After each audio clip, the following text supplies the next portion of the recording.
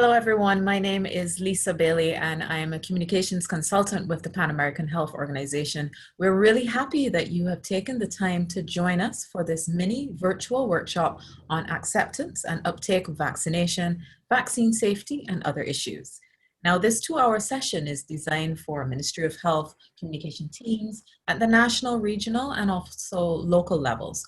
Expanded Program on Immunization, or EPI, managers and teams, and other national, regional, or local teams working in vaccine demand and vaccine safety.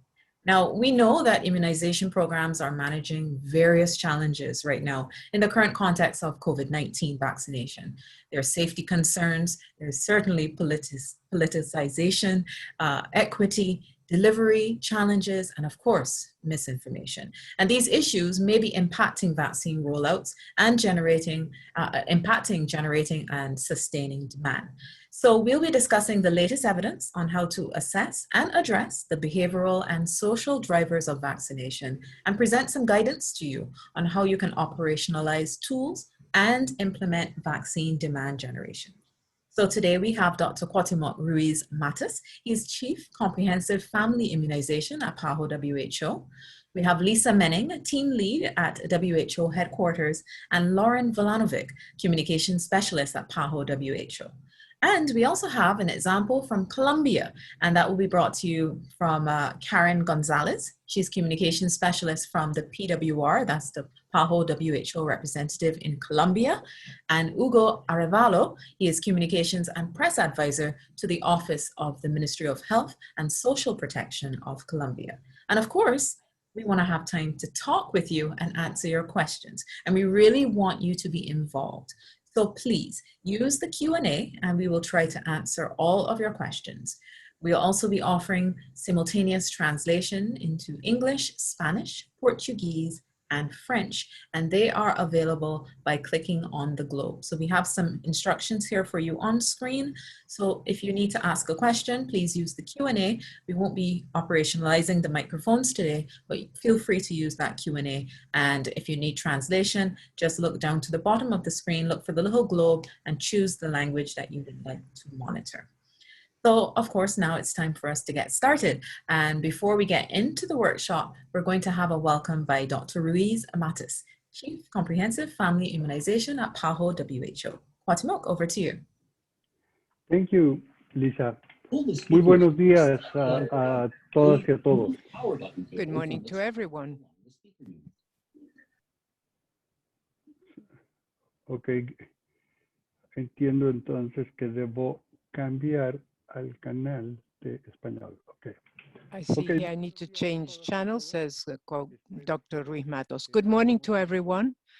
I hope everybody has located interpretation services. It's a pleasure to greet you this morning from Washington, D.C., and to welcome you to this session on vaccine acceptance in the context of a safe vaccine and other topics. As Lisa pointed out, I'm Cuauhtemoc Ruiz Matos. I'm head of the PAHO immunization program.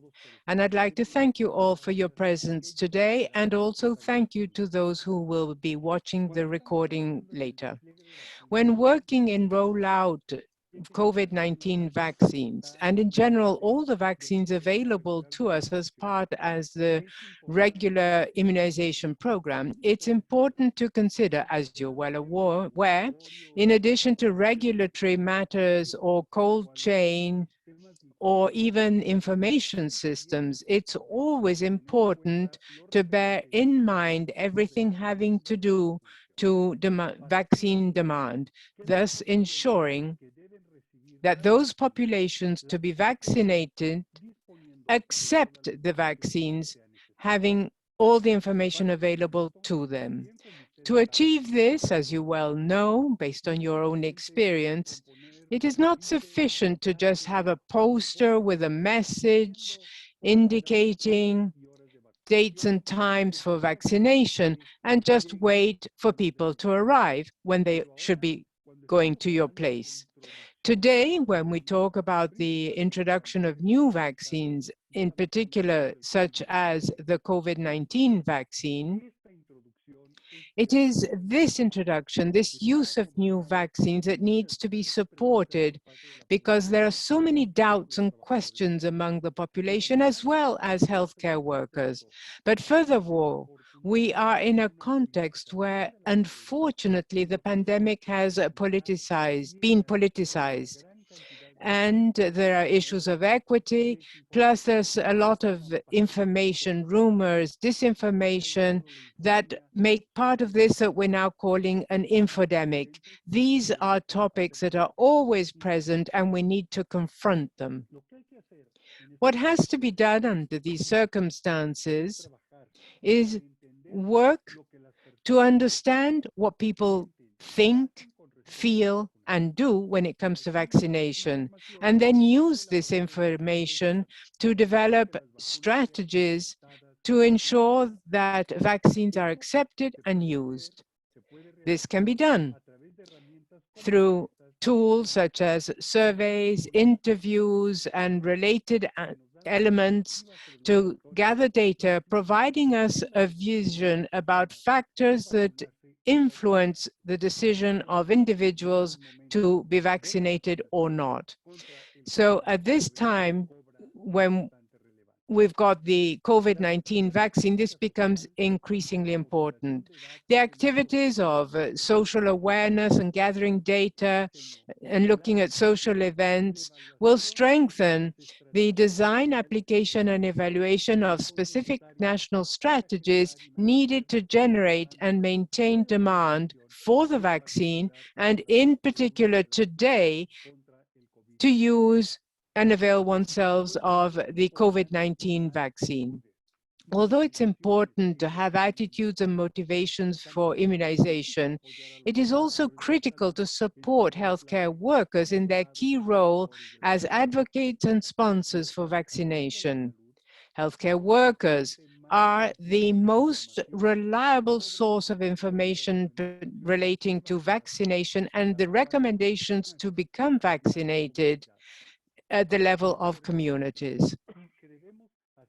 And that is why we must deploy all necessary efforts to train them and appropriately inform these healthcare workers, and also help them by having healthcare services that are accessible and friendly to facilitate the vaccination processes.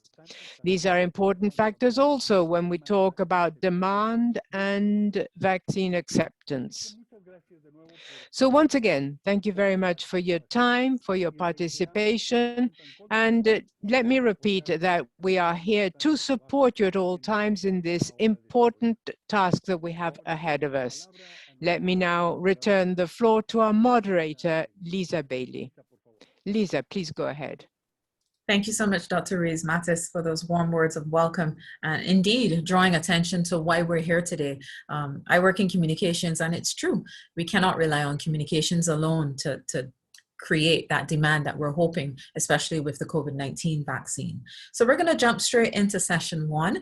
We have Lisa Menning. She's team lead at WHO headquarters. And as I said, Lauren Volanovic, communications specialist with the Pan American Health Organization, World Health Organization. And the first session is all about orientation on demand generation concepts, plus planning, plus an overview of the guidance materials.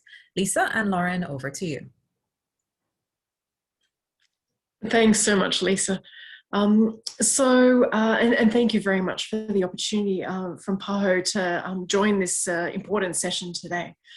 So in this opening presentation, I'm going to be setting the scene on what we know about what drives vaccination uptake. What are the main factors at a local level that contribute to acceptance and uptake of vaccination? And how do we also act on those various drivers at a local level? So on the next slide, just to begin to set the scene, I want to share with you the global view that we have on, yes, thank you.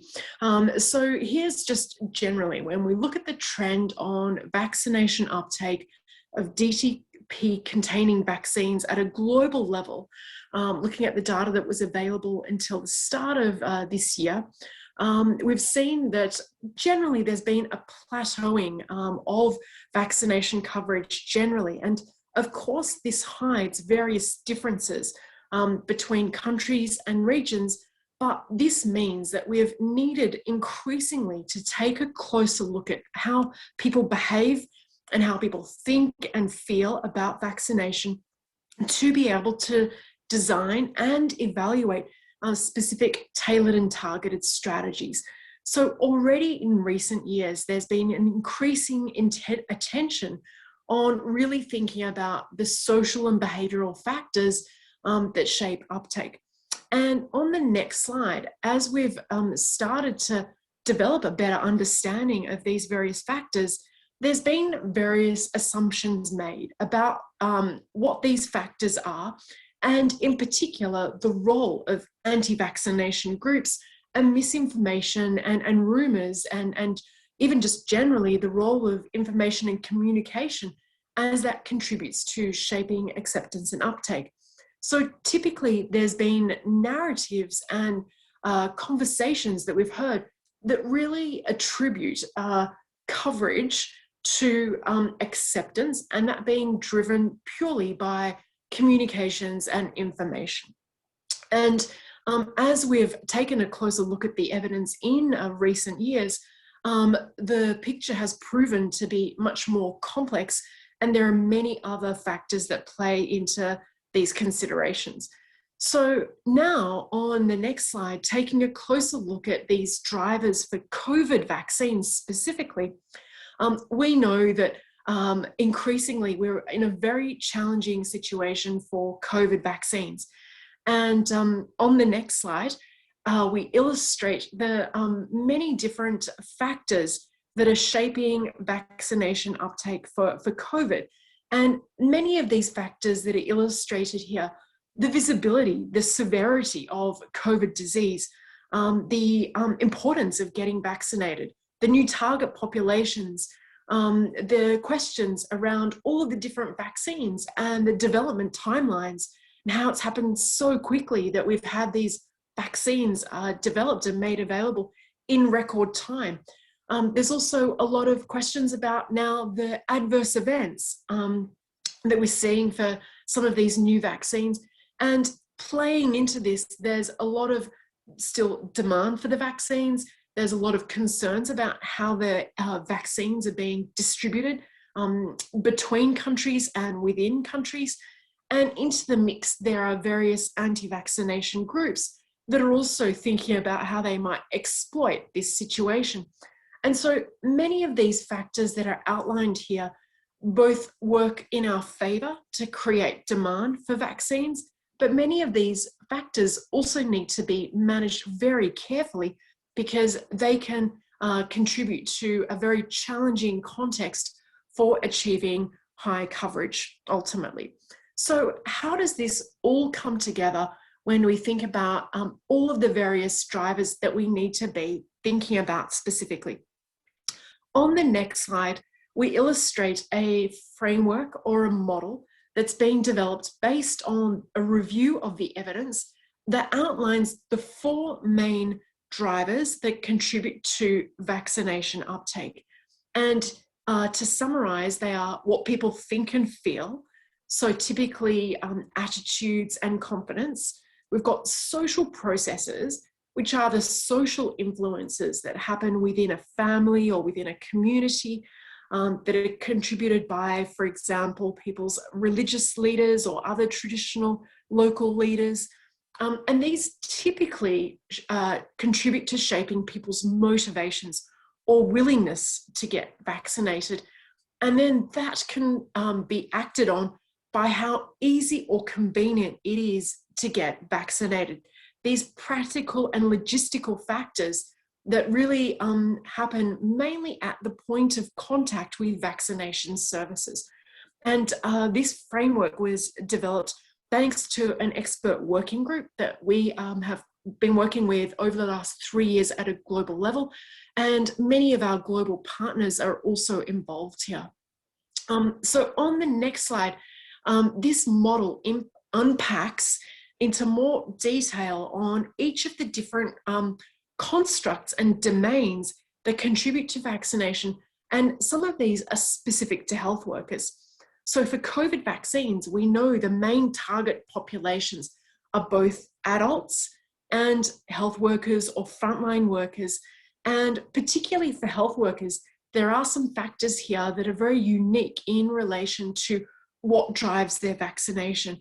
And this can relate to, for example, the availability and the policies that concern vaccination of these workers in their place of work or in their country. So this provides just a more detailed view of the various constructs within each of these main 4 areas. And we have now used this model as a way of then being able to develop survey tools and research instruments that enable us to assess this full range of drivers of vaccination uptake. And then corresponding to each of these 4 areas, we're able to map out and identify corresponding areas of intervention, various types of activities that we can implement, then act on each of the different drivers, depending on whether they're determined to be a barrier or a driver to vaccination uptake. So in the next slide, we've got an outline of some findings from the evidence. We're just in the process of carrying out an evidence review, and this has enabled us to determine the most, the interventions that are supported by the latest evidence. And so on the next slide, we have these different categories of interventions that are supported by the evidence and also shown to be most likely to achieve an impact. And we've also indicated that the strength of evidence here. Most of the evidence does come from high-income countries.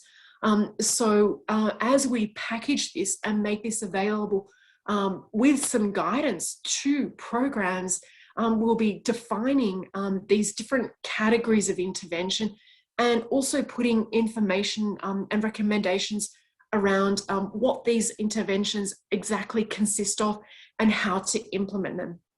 But this gives us a clear way matching gaps and barriers that we identify with local data with corresponding interventions that can act on those various challenges and issues. And so where does hesitancy come into this picture? So on the next slide, I just want to talk through some recommendations and conclusions from an expert group, the WHO Strategic Advisory Group of Experts that met last month and reviewed, we had a session on vaccine acceptance and uptake. And in the context of that session, we also spoke about hesitancy. And the group determined the following in relation to hesitancy. And this is a very important topic, and it's also important that we define it well, because that then determines how we understand and are able to address it. So based on this work that we've been carrying out, it locates hesitancy as an intentional construct. It means it's about people's willingness and desire to get vaccinated. It's not a behavior, and it's also not an attitude. And so hesitancy was recognized that it's often very context specific and affected by how people think and feel about vaccines and vaccine preventable diseases, safety, other program concerns, social influences, and anti-vaccination activism. So this is very separate to what we see in relation to what happens at the point of service.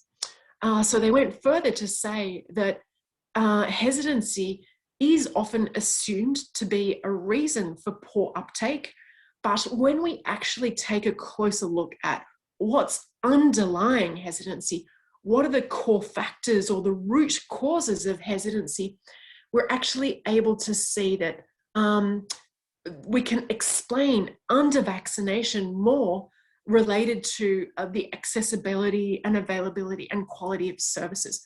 So essentially, that in most settings, the main reasons why we do have low coverage or low uptake or low acceptance is because we have these service-related factors that really are the main reason for low coverage. And it's important not to confuse this with people's desire to get vaccinated. So on the next slide, just to elaborate briefly on where we situate hesitancy. So if we look at this at a population level, so this curve shows the distribution of people's positions in relation to vaccination and its population level. So the proportions will be different everywhere, but just to, for sake of simplicity, to show the relationship between these different positions, we can see that generally on the left, we have a very small proportion of a population that might be activist against opposing vaccination or rejecting vaccination. We then often have a group that's hesitant. They're on the fence, they're undecided, they might have questions or concerns, but they're really, not, their motivations are really undecided there. Then we have the vast majority of a population in most places that are accepting. They will agree to receive vaccines. And then on the right, we have those that are really going to demand, to seek and support and advocate for vaccination as well.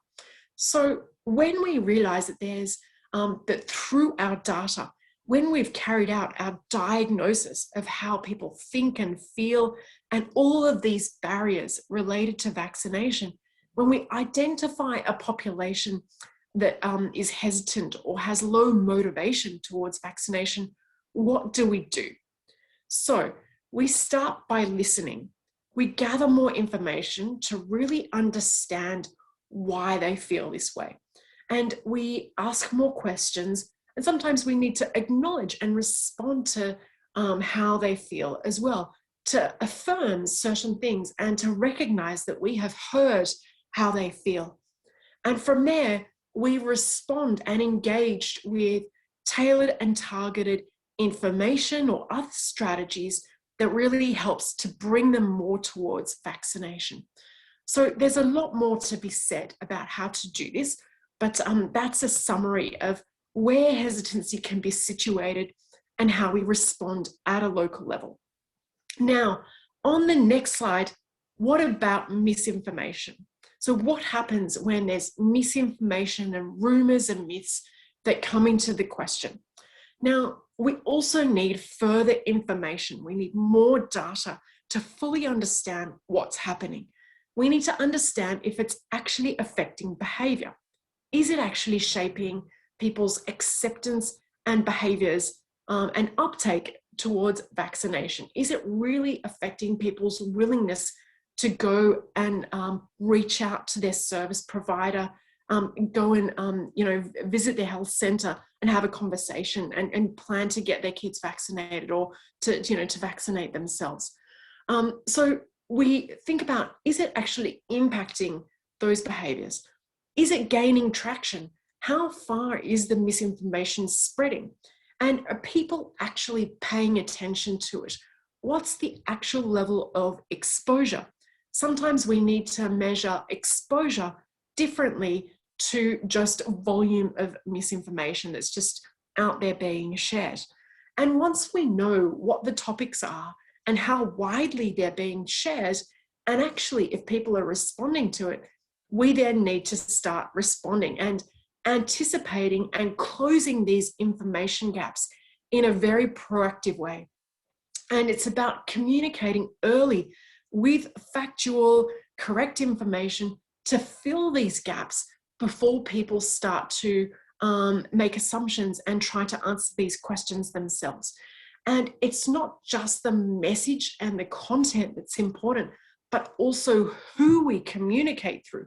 The trusted messengers are just as important as the messenger, as the content and the message as well. So really thinking about this as a more complete strategy is really important as well.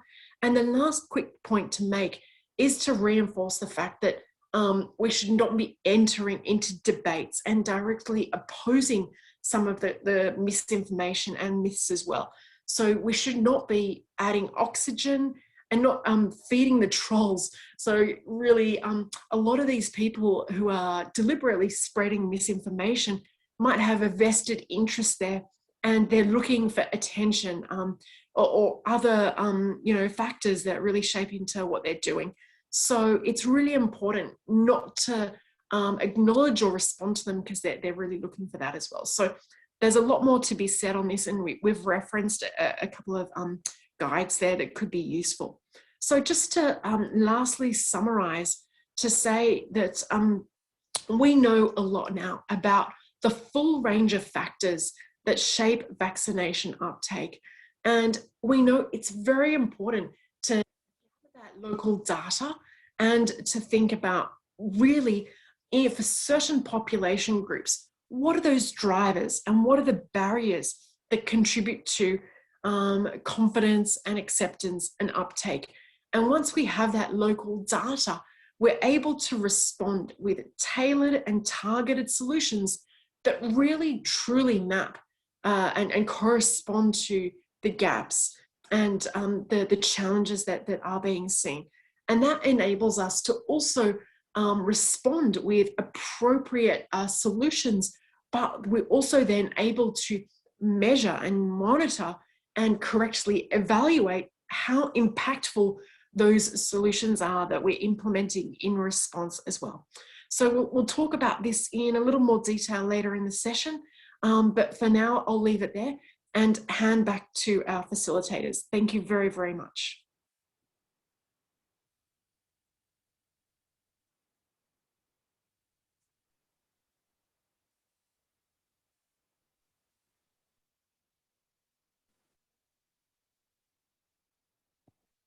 Thanks so much, Lisa.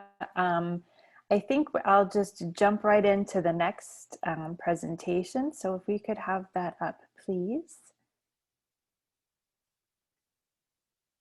And I'm going to be speaking now a little bit about the risk comms principles and communicating about vaccination. Next slide, please.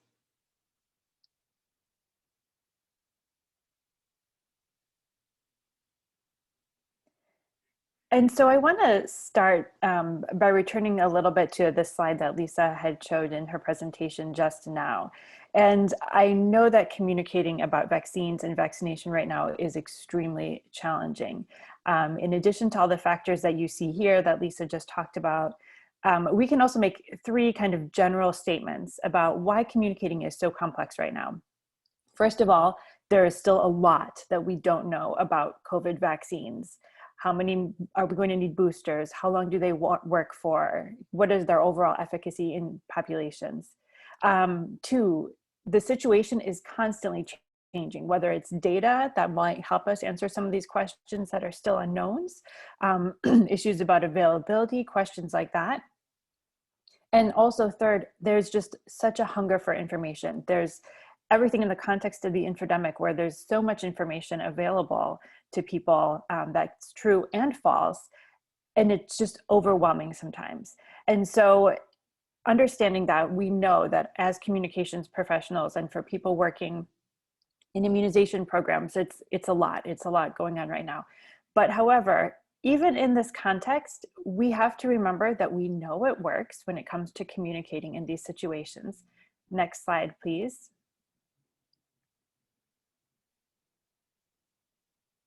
And that is why we need to do our best and keep calm and follow our risk comms principles, because we know that that's what works. Next slide.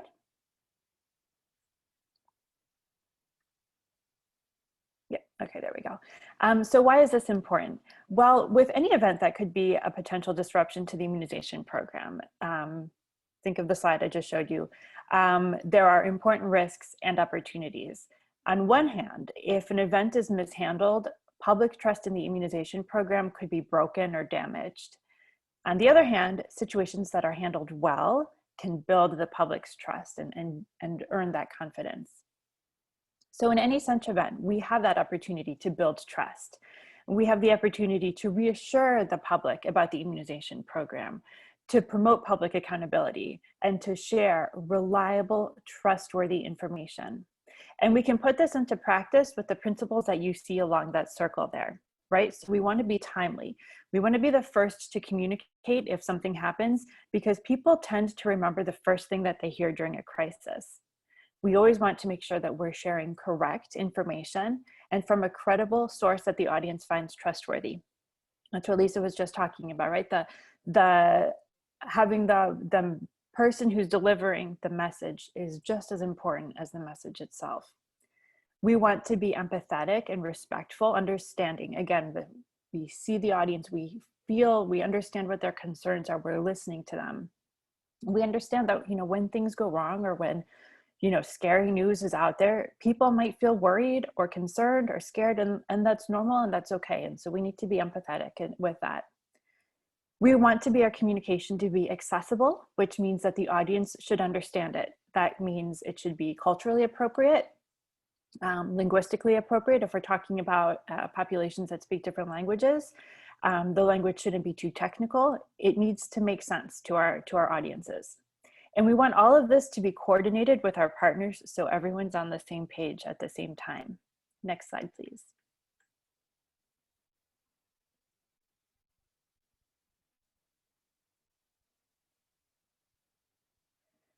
Because ultimately, what we want to be able to do is to provide the public with the information that they need to make the best decisions. And so when that comes to immunization, that means you can be responding to vaccine-related events. You can be addressing some of those concerns that the public might have. And again, restoring the confidence and the trust in the program, like I mentioned before. Next slide, please. In order to do all of that, we need to make sure that we are preparing before anything happens. That's really critical, so that we can stay on top of the situations. So with our preparation phase, how do we do that? Well, there are three main things that need to happen. The first thing is we need to form the team that will be collaborating together. These might include folks from the Ministry of Health, the EPI program, of course, communications. You might also want to include members from the NITAG, civil society, the National Regulatory Agency, etc. Then you need to plan. That means first you need to be making your SOP to determine what steps will be taken and by whom in the case of an event. You should also do some scenario planning. So that means think about the very worst case scenarios that can happen and how would you respond in each of those scenarios. That's also a good time when you're thinking about the worst case scenarios to think, okay, is there anything that we can do right now that could prevent that from happening later on? You also need to be defining your roles and responsibilities for all the group members from that team that we just talked about, and identify who are going to be your spokespeople, identify who your stakeholders are, right? And then you can also start preparing your holding messages or holding statements. So these are texts that you have on hand and ready to go that can be used to communicate immediately while you're in the process of getting more information to share if something happens. So these might be expressions of sympathy, descriptions of the steps that are being taken as to investigate and find out more about what happened, or plans on how communications will continue, how updates will be shared, where should people go for more information, when might they expect other updates, etc. And then finally, you should be monitoring public perception around vaccines and the immunization program. That's kind of like a baseline thing that ideally you should be doing all the time. And be aware of any signals or cues that might trigger your plan into action. And also it's just good to know where your audience is and how they're feeling, how your different audiences are feeling about this. And third, you should be training your spokespeople for media management, so that they're really ready to respond to journalists' questions, to participate in interviews, etc. And next slide, also to train your healthcare workers so that they are feeling confident when it comes to vaccine safety and communication, and they're able to be good advocates. And we'll touch on that again in a minute. So here in the implementation phase, let's say that something happens. There's some sort of adverse event following immunization or some type of disruption to the program. The first thing you need to do is evaluate to determine what kind of response is warranted. Not all cases are you going to need a full-blown crisis communications plan. Because of the time constraints, I don't have the ability right now to go into what all these criteria are, but they're published in a crisis comms manual on vaccine safety that I'll share in a few minutes. And so you can refer to that publication. But for the sake of right now for this presentation, let's say that a response is needed. So what do you do? Well, let's remember our principles, our core principles of crisis and emergency risk comms that I shared a few slides ago, and get to work, right? So first you coordinate with your team that was formed in the planning phase. Make sure everyone has this access to the same information. Then you want to identify your audiences and begin adapting your messages to meet the needs of each audience, right? So again, thinking about who's going to deliver them. When it comes to informing the media, you want to be doing that proactively. And then informing the public, again, with a spokesperson or with somebody that specific audience finds credible and trustworthy, and that will be receptive to getting messages from them. And then from there, you want to monitor how the response is going. How does the public opinion seem to be going? What's being said in media and social media? The response in general. Next phase.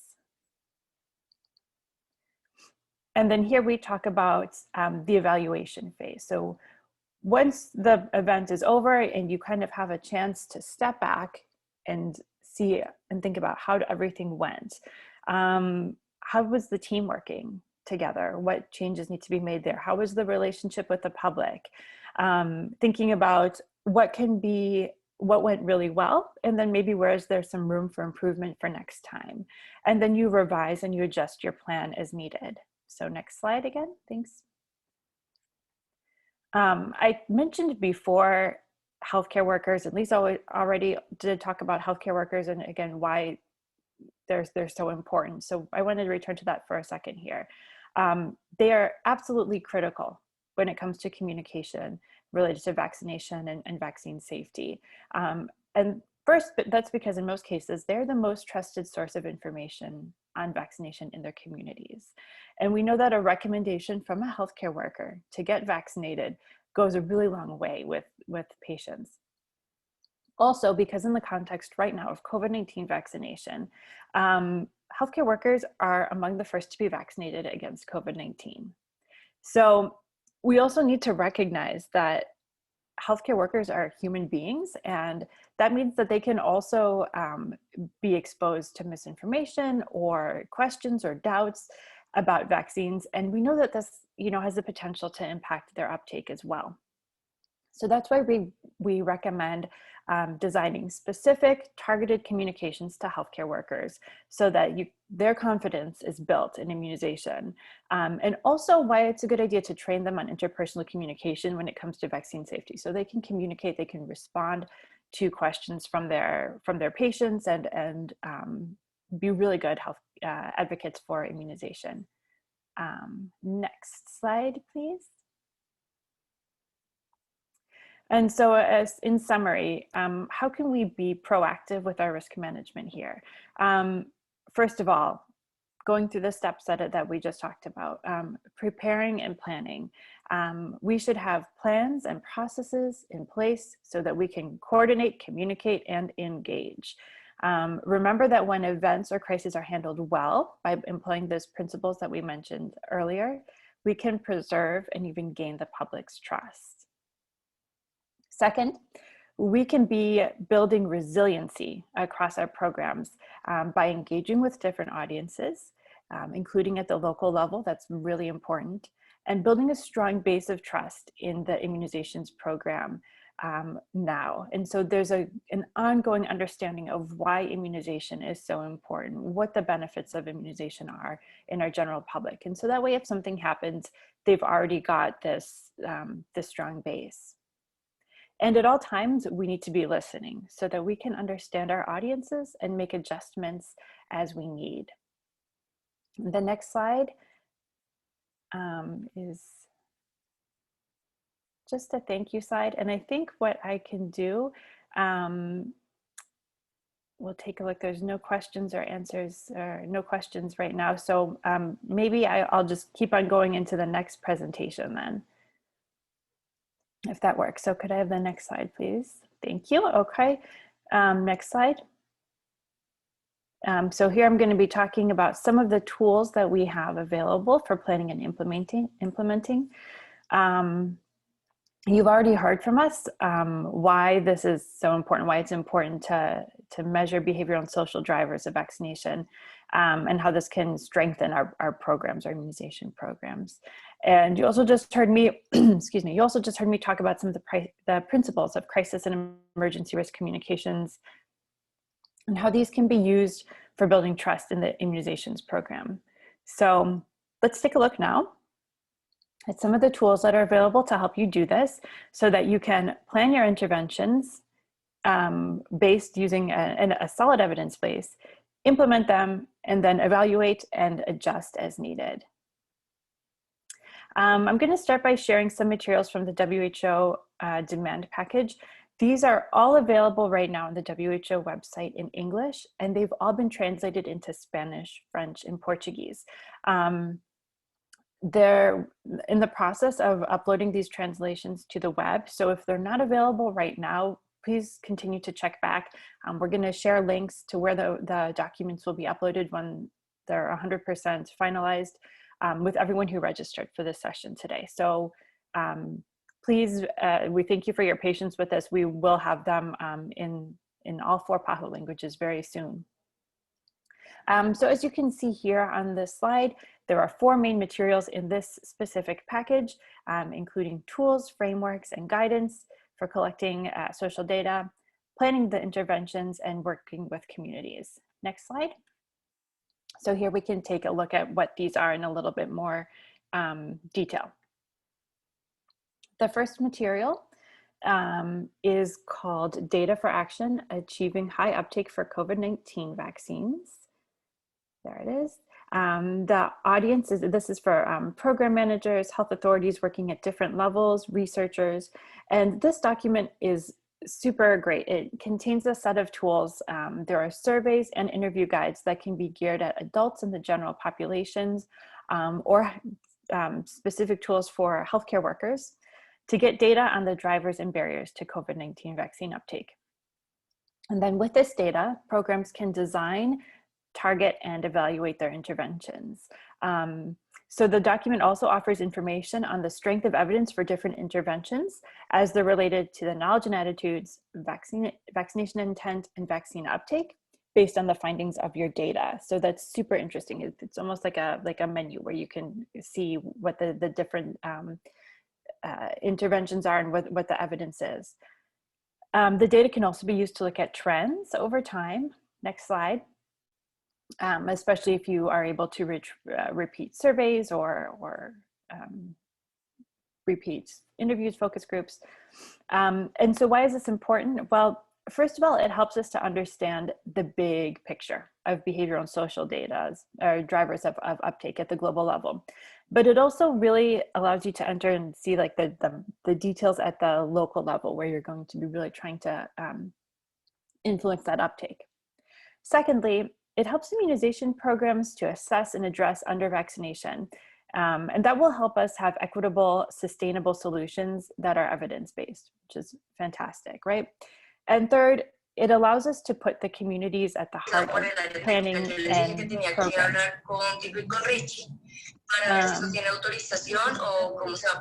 I'm hearing some, okay, I think we're all set now. Okay, thanks. All right, next slide.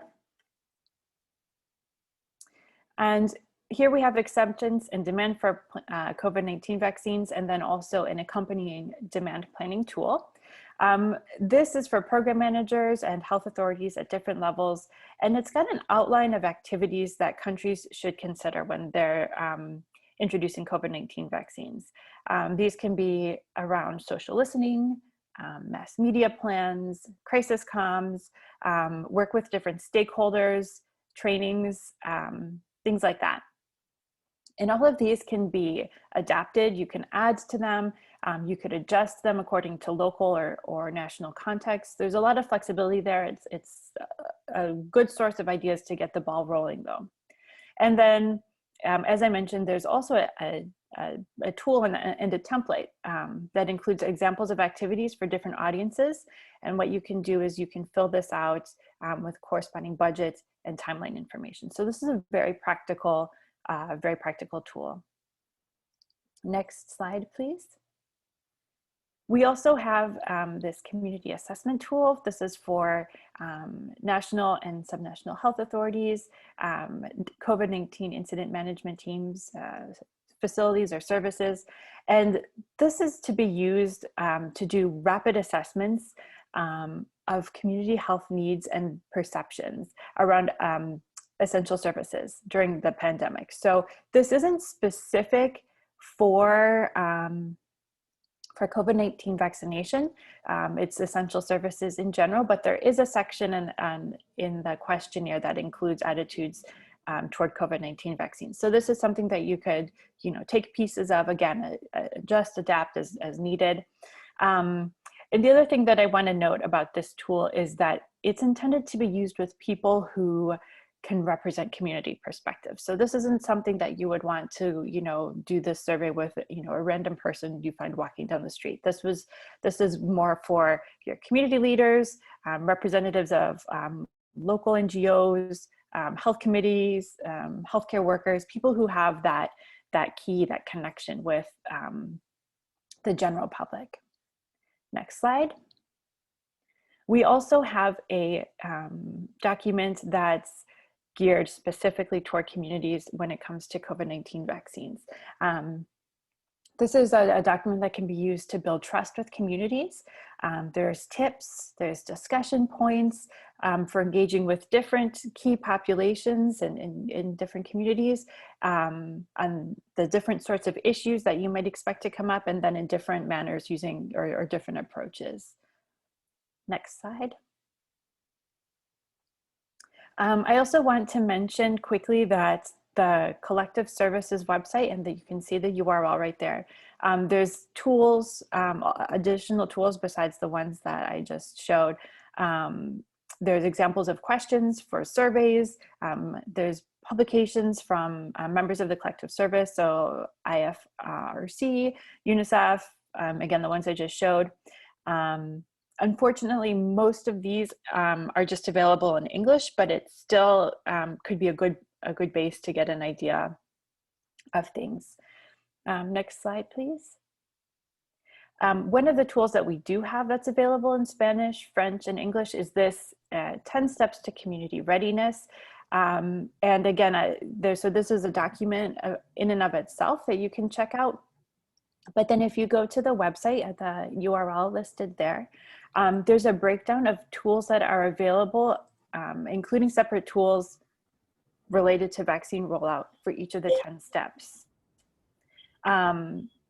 So I'm hearing a little bit of feedback. I think somebody might have their mic open. So even though the 10 steps material is available in the different languages, not all of the material for the specific material for each of the 10 steps is available in all languages. Next slide, please. I want to switch for a moment now. I've been talking about some materials that are available as part of the WHO package, but here's some materials that were done by PAHO, and some of you may have seen these or be familiar with these already, so I'll just go through them really quickly. We have this crisis comms manual that can be used to support the development of a comms plan to manage crises related to vaccine safety. This we do have available in 3 languages, and French is coming soon. So thank you, colleagues in Haiti, for your patience with this. We also are developing a virtual course for this that will be developed within the next few months. Next slide. And I do want to mention that in this crisis comms manual, when I talked before about the classification of events and how you might respond to them and some examples, that's in this material right there. So go ahead and check that one out if you're interested. This document is geared at healthcare workers. It's basically a material to help healthcare workers communicate with their patients and with community members about vaccine safety, responding to their questions, responding to doubts. It even touches also on how to communicate with other healthcare workers. So if there's colleagues that might be having some questions or doubts, how to respond to those. And there's a virtual course in development for that as well. And finally, we have this guidance. Sorry, I think next slide. We have this last document I wanted to show here, which is a guidance on how to prepare a risk comm strategy in the context of COVID-19 vaccines. And this, again, it takes into consideration different contexts and how you might want to adjust or develop your plan accordingly. And so this is also available on the PAHO website. Next slide. And then I think we can even jump to 2 slides to the questions. Thanks very much. I'll turn the floor back over to Lisa Bailey.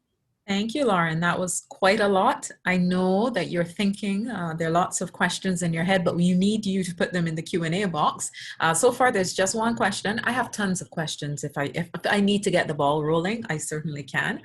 There's a question in the Q&A. It relates to, well, first they want to congratulate PAHO for these great materials related to COVID-19, but they would like to know if, I believe the question is, if these materials can also be used for regular immunization. So, or is there somewhere else they can find this type of material for the regular EPI program? Thank you so much for that question. That's a great question. Yeah, these can be used for in any context, right? Because what the key thing is that we want to really emphasize is that with all of the, ideas for activities or methods for collecting data, it's all adjustable. And so, what we want to do is to be able to, or what we hope that you'll be able to do at the country level is to take them and adjust. So if you want to, change them for different vaccines as part of the routine program, or, engage with communities about a specific issue, a specific catch-up campaign, or whatever it is, the principles are the same. So it's just a matter of applying them and applying those methods and making the adjustments as needed. But the basics, the base is the same. I don't know if Lisa Menning wants to add anything to that. Just a quick short addition, just to say, absolutely, the principles are all the same. And I think that it differs in terms of target populations, but also thinking about what are the different barriers and therefore the different kinds of targeted strategies are required for some of those different population groups. And I would also say that potentially there is the opportunity through the work in COVID and on COVID vaccines to really reinforce the importance and benefits of vaccination in general, and to be taking advantage of working with different community groups or community leaders or champions for vaccination, and thinking about how they can also contribute to supporting vaccination more broadly as well. So I do think that there's a lot of opportunities for either going more narrow for specific populations and thinking therefore as to how to make connections to different groups as well. So thank you very much. It was a good question. Lauren, do you want to share your scenarios, or can I give you another question from my head? Go ahead, do a question from your head. So I feel as though some people may feel as though we've been doing vaccination for years. Can I just pull out my old vaccination plan and just add COVID-19? What do you say to people who people are so incredibly busy right now? And I know some of them feel like I cannot even begin to sit down and write out another plan. I have a plan. Can they just dust off their old vaccination plan that they used for something else? I don't know, measles, mumps, and rubella, and apply it? Lisa, do you want to take that one first, Lisa Menning? Well, thanks, Lisa. Great question. So I would start by saying that you can use that plan to an extent, okay? So you can use the structure of it, the principles, some of the key elements of it, like where you're mapping out different types of activity, different types of messaging, different activities, audiences. Yes, you can use that architecture and structure as a starting point. And as you start to take a closer look at it, you'll probably identify parts of it that will enable you to avoid creating something new from scratch. There'll probably be a lot there that you'll be able to use already, but you'll probably also identify some differences and some new audiences, new challenges, new types of strategies and new interventions. But certainly I think there's a balance there. So you'll probably be able to use it to begin with, but in taking a closer look at it, you'll realize that there's a lot of very specific, tailored and targeted and population-specific strategies that will be unique to COVID, and the unique ways in which COVID vaccines plays a role in relation to how we're responding to COVID as a disease. And that also requires different kinds of strategies and has opportunities that come with it as well. So that's where, on closer examination, those differences will emerge. Thank you, Lisa. I told you once I start asking questions, we'll start getting more questions. So we have another question from Panama. They would like to know, in terms of the information on the subject of vaccines that have registered from both, is there any material on comparison of risk percentages if people are hesitant? So I think the question is related to some of the blood clot stories that have been coming up. Is there any material that you can use to help people manage that risk? So yeah, that's a great question, and certainly this is an issue right now that's quite concerning as people try to gather more information to weigh up these risks and benefits. And certainly the continued benefit of COVID vaccination really still far outweighs the risks. But what we can do in helping people to weigh this up and really truly see the continued benefit of COVID vaccines is we can present visually this comparison, and we can do that by age group because the risks are different for different age groups. Generally speaking, if someone is 60 years old, certainly the benefits of vaccinating someone at that age really is so much greater than the risk associated with the vaccine. But yes, if you're a lot younger, if you're say 25 years old, yes, possibly the risks of these adverse events could be a little bit greater than thinking about the benefits of the vaccines. So what we could do is absolutely have a nice table that compares the risks and benefits for, generally speaking, these two age groups, someone younger, someone older, and then going through some different risks. So for example, the risks of getting COVID, for these different age groups, the risks associated with the vaccine, very low.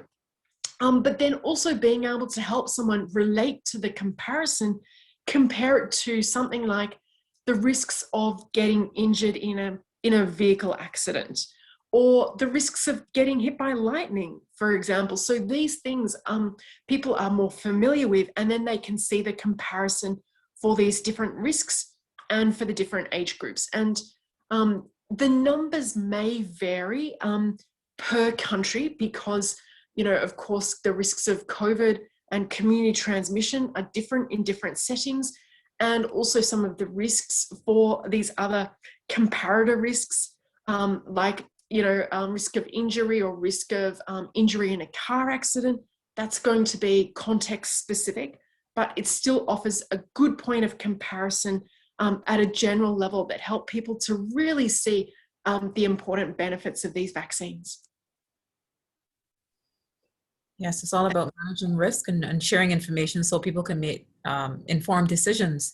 From Jennifer Gums, she wants to know, how do you handle situations where persons in the community do not want to take the vaccine? They have fears and concerns. And I figure it goes back to what you're talking about. You showing them the risks versus the benefits, yeah?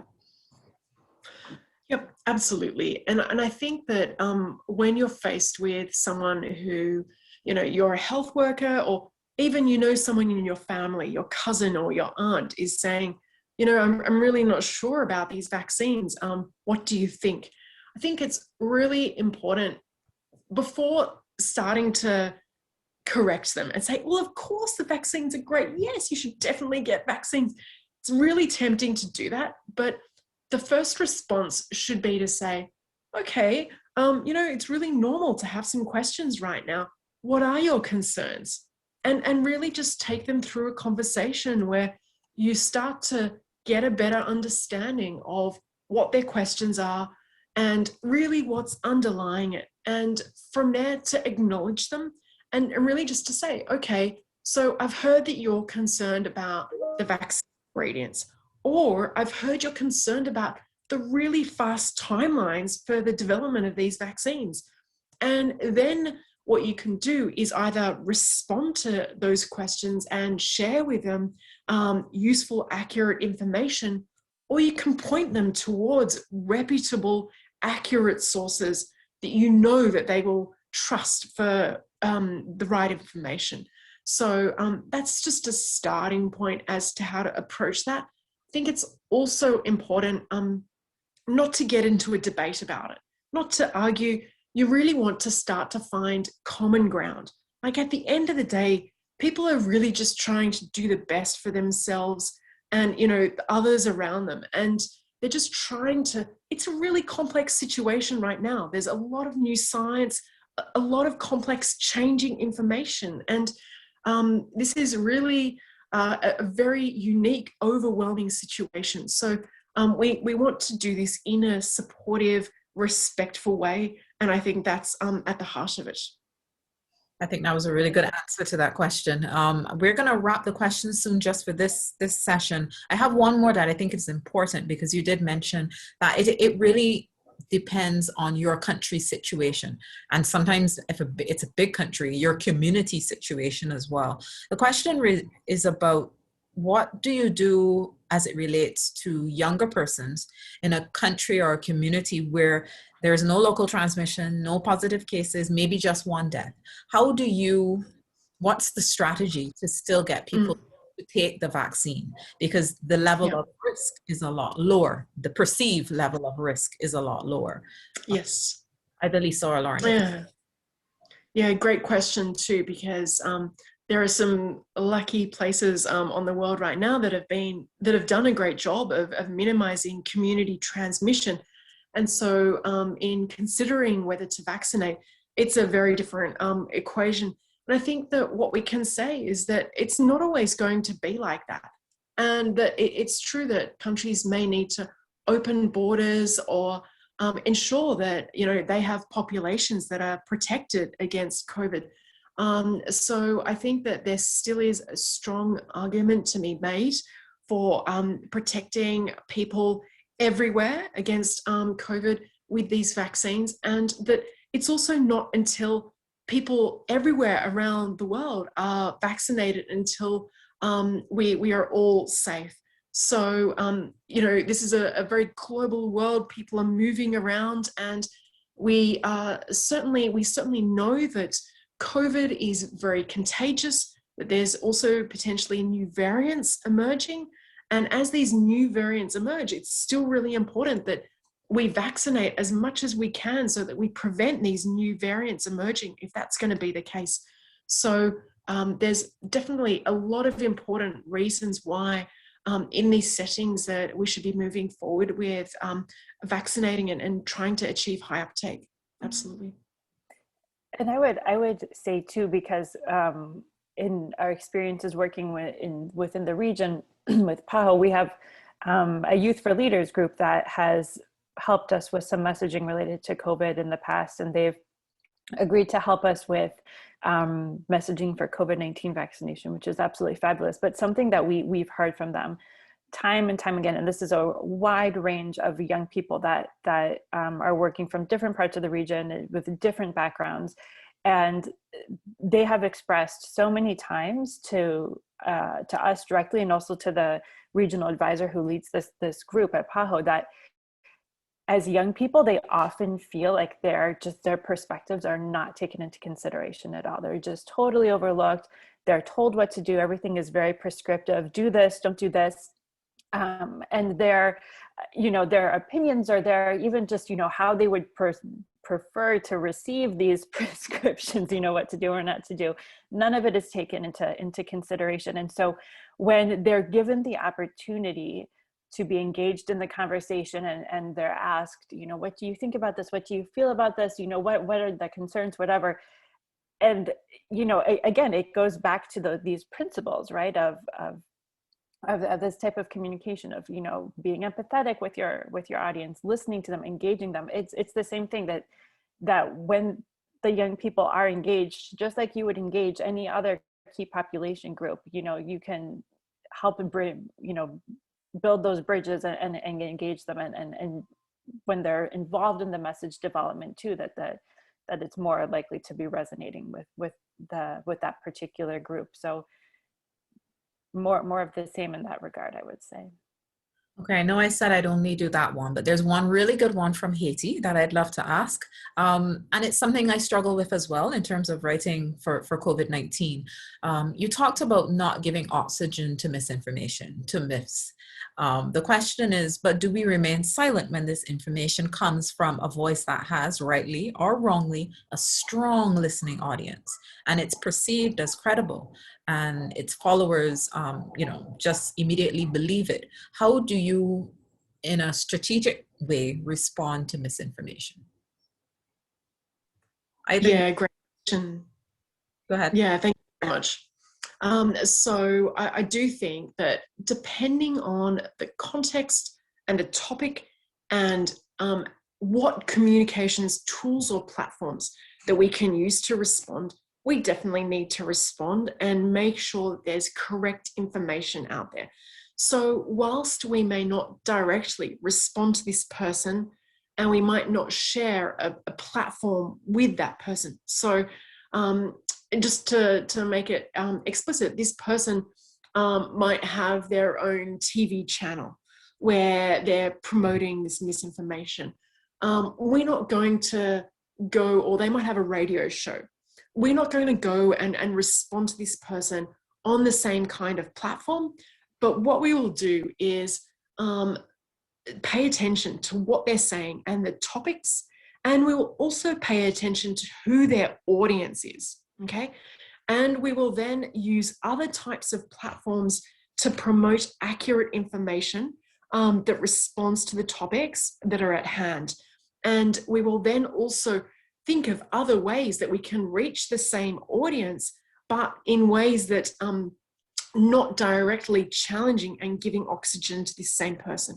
So it's about thinking through not only the person, but what communications tools and channels or activities do you have, and how you can make sure that the right people are receiving accurate information.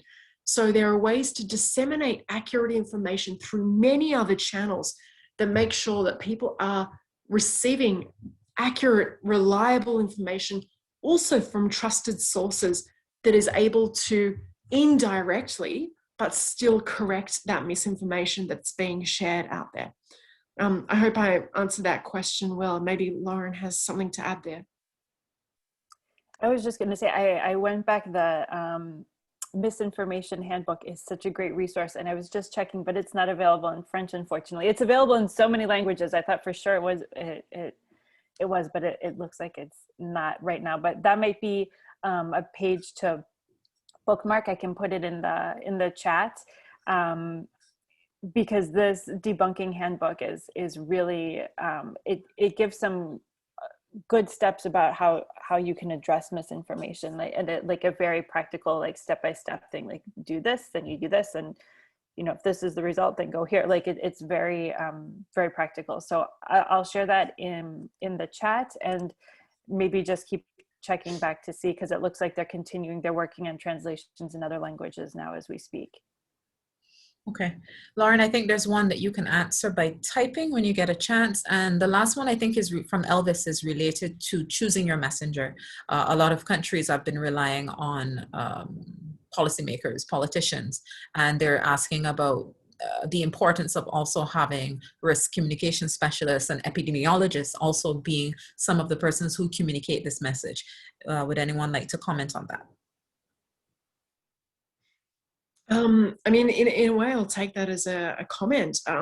It's not so much a question, but I agree that we definitely need to be thinking about our spokespeople at the end of the day. And yes, we need political people, but we also need scientists and other experts and other champions. It might be a local film star. We need people from, youth groups, religious groups.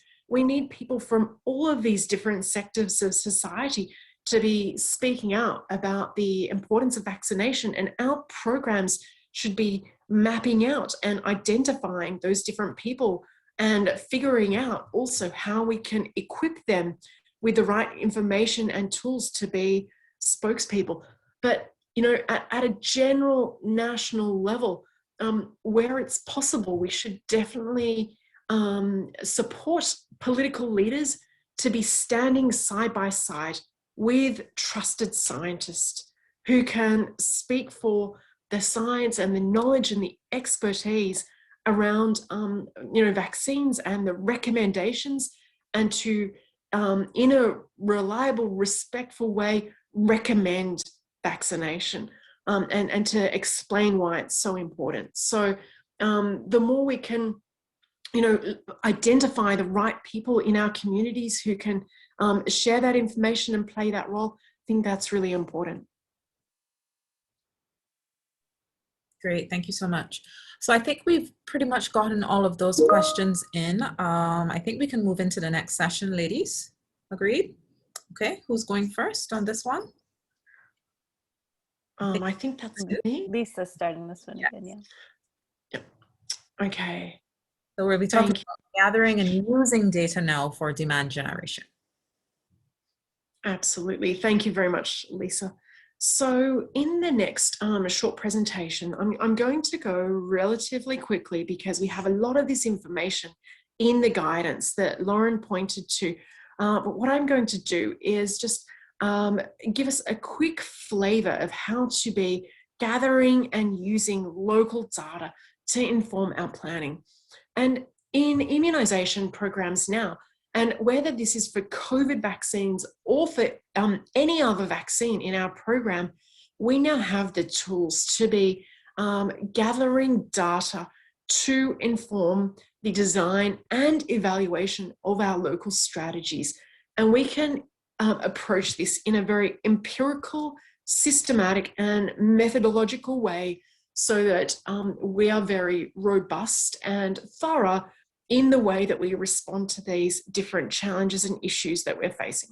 So on the next slide, just to explain that at a global level, it's really important not to be thinking about, these are various reasons why we need to be gathering this data, and that we need to be gathering the data, not just thinking about confidence and attitudes, but also the full range of factors. So at a global level, in the last 2-3 years, we have been on a journey with our expert group to look across the full range of factors based on the evidence to identify what drives vaccination uptake.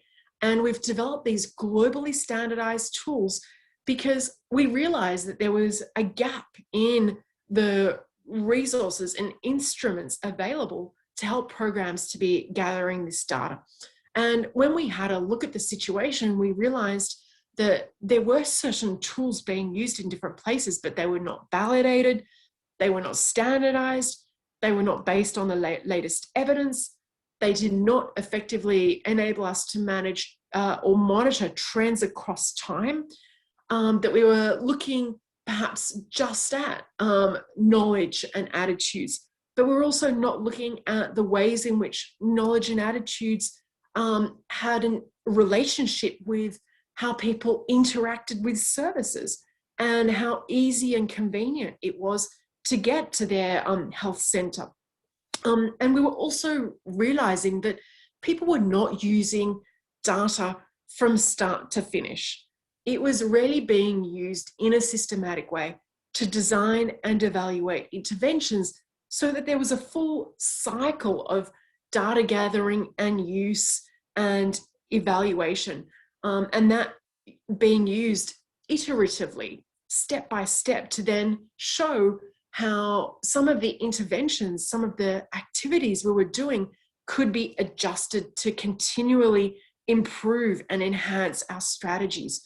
So at a global level, working with an expert group, we set out to develop some evidence-based and globally standardized tools that could be used to really help take programs into like the next generation on how to use social and behavioral data.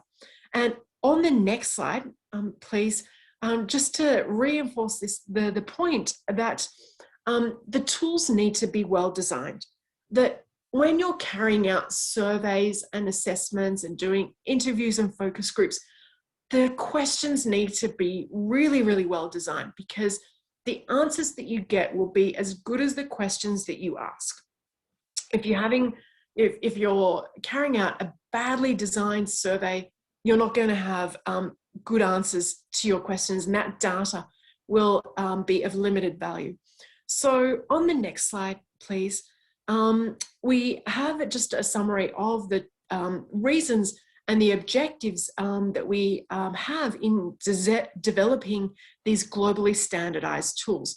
And it's really about being able to support countries to gather quality data and to help with the use of this data as well when it comes to designing and evaluating interventions and triangulating this data with other local data sources that we have for our immunization program on coverage, surveillance, other types of program data, supply, wastage, and being able to use all of this data holistically to have a complete understanding of who is under-vaccinated and why. And that we could be using this data locally on an ongoing basis to really be able to narrow down to the core reasons and then be able to address them specifically, but also that we could have general global indicators that we could use between countries at a regional level or at a global level to track trends. And this could be used for the Global Immunization Agenda 2030, but also for Gavi5, other regional plans and strategies, but just so that at a global level, when people say, for example, well, all these rumors, all the misinformation's really shaping how people, their concerns, and they don't want to get vaccinated because of all the rumors, that we're actually able to look at the data and say, well, now that we've taken a closer look at things, we've actually seen that the services are really not that accessible. That when people go to their health centre, it's not the right day or the right time, or they have to wait a long time. And that's the real reason why we might have low coverage in some settings. So on the next slide, please, just to quickly summarise the tools that we developed to help with this work. So we have some tools for childhood vaccination, and we started this work back in 2018. And then last year, we built on this work for COVID vaccines. And to summarize, we have some surveys for quantitative data. And of course, whether we're talking about childhood vaccination or COVID vaccines, these are targeted to different population groups. We have in-depth interview guides for interviews and focus groups. And these can be used at different levels as well, depending on the vaccine and your program needs. And we also have some guidance that covers all of the methods. So how do you locally adapt these? We have these general global tools. How do you locally adapt and test and tailor them for a specific local context? And how do you do your sampling, your data gathering? What's the best way to analyze the data and then to use that data as well? So we have these guidebooks that take you through the end-to-end process of looking at the global tools and tailoring and using them, gathering your data, and thinking about how you use that data as well. On the next slide, please, is just a summary too of how the tools can be used. When we developed these, we were really intending that they could be modular and easily integrated with existing program assessments and activities, and that the tools can be used in any different way depending on your needs. So they could be used, you could either use the survey or the interview guides. You could be using the survey on a routine basis every year or every 2 years for different population groups.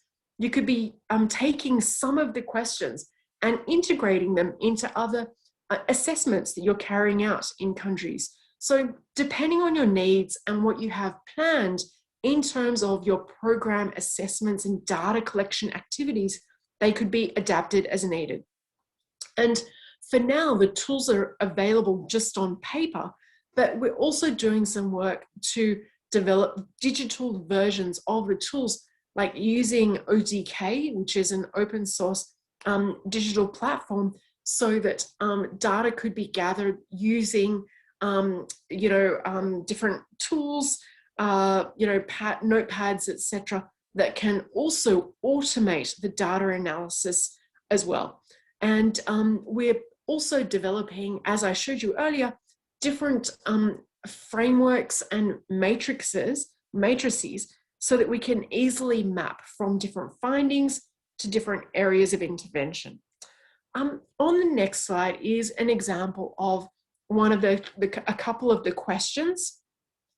So for example, what we've tried to do is to keep this as simple as possible, also so that it's easily translatable in different settings, because we know that based on all of the evidence, there are certain constructs like trust and safety and benefits and willingness. Does someone want to vaccinate themselves or their child? How easy is it? So we've tried to organize the instruments around these kinds of constructs and then design the corresponding questions. And we then also have the alignment between the quantitative survey and the interview guides, so that it's also designed around the same domains and constructs. So on the last question here is an example of how the question in the survey for quantitative data is worded. It would be worded, how easy is it to get vaccination services for your child? But then in an interview, it would be worded slightly differently. That gets at the same type of idea, which is, well, walk me through what you do on the day of vaccination. Tell me how you would get to vaccinate your child. On this slide, on the next slide, we note that it's really hard to standardize data, but standardizing data will also have a number of benefits, that we're able to compare data even within a country across settings and across time. And what we've tried to do though with these tools is try to balance globally all of these different types of places around the world, this incredible diversity that makes the challenge of having globally designed tools, meet our goals, but then at the same time, making it easy and convenient to tailor at a local level.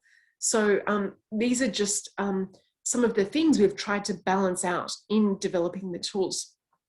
On the next slide, please, there's just an outline of also how the domains and the questions and indicators correspond to different interventions and then also different measures. So for example, if one of our domains and indicators is the percentage of adults who know where to get vaccines for themselves, this is a question that's about knowledge, but it's actually about a practical barrier. Do you know where to go? So intervention might be about increasing access or doing things like reminding people where to go and how to get there. And so in the guidance that we've made available, we have these corresponding inputs, the activities and the message, the measures that enable it easy for end users to use these tools so that they can easily go, okay, here are my questions, here are the indicators, and corresponding to these measures, if there's a barrier here are the types of activities to implement, and here's also how I would measure them. On the next slide, please, is also an example of how we're planning to present the findings, because we know that data is not just about the numbers, but the stories we tell and how they're presented so that we can easily make sense of the findings and then be able to act on those findings and use them in different ways.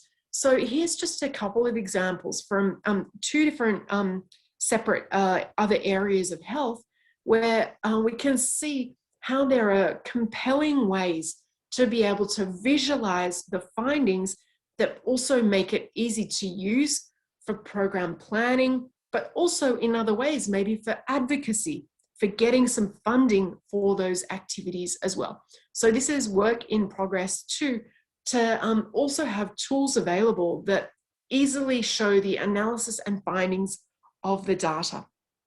And lastly, on the next slide is just an outline to quickly summarize how globally and together with regions, we're going to be supporting use of these tools. So making sure that people know what's available, why, and how to use them. There'll be capacity building coming up. We'll have different templates and tools to make it easy for people out to adapt them locally. And we're aiming to gather a lot of the data in a global repository so that we can also easily see some of the comparison on these trends. And we can also help regions and countries to use the data for various needs, and that we're able to use a lot of this new data for learning and knowledge, because it's really the first time in immunization programs that we're so thoroughly gathering these new insights.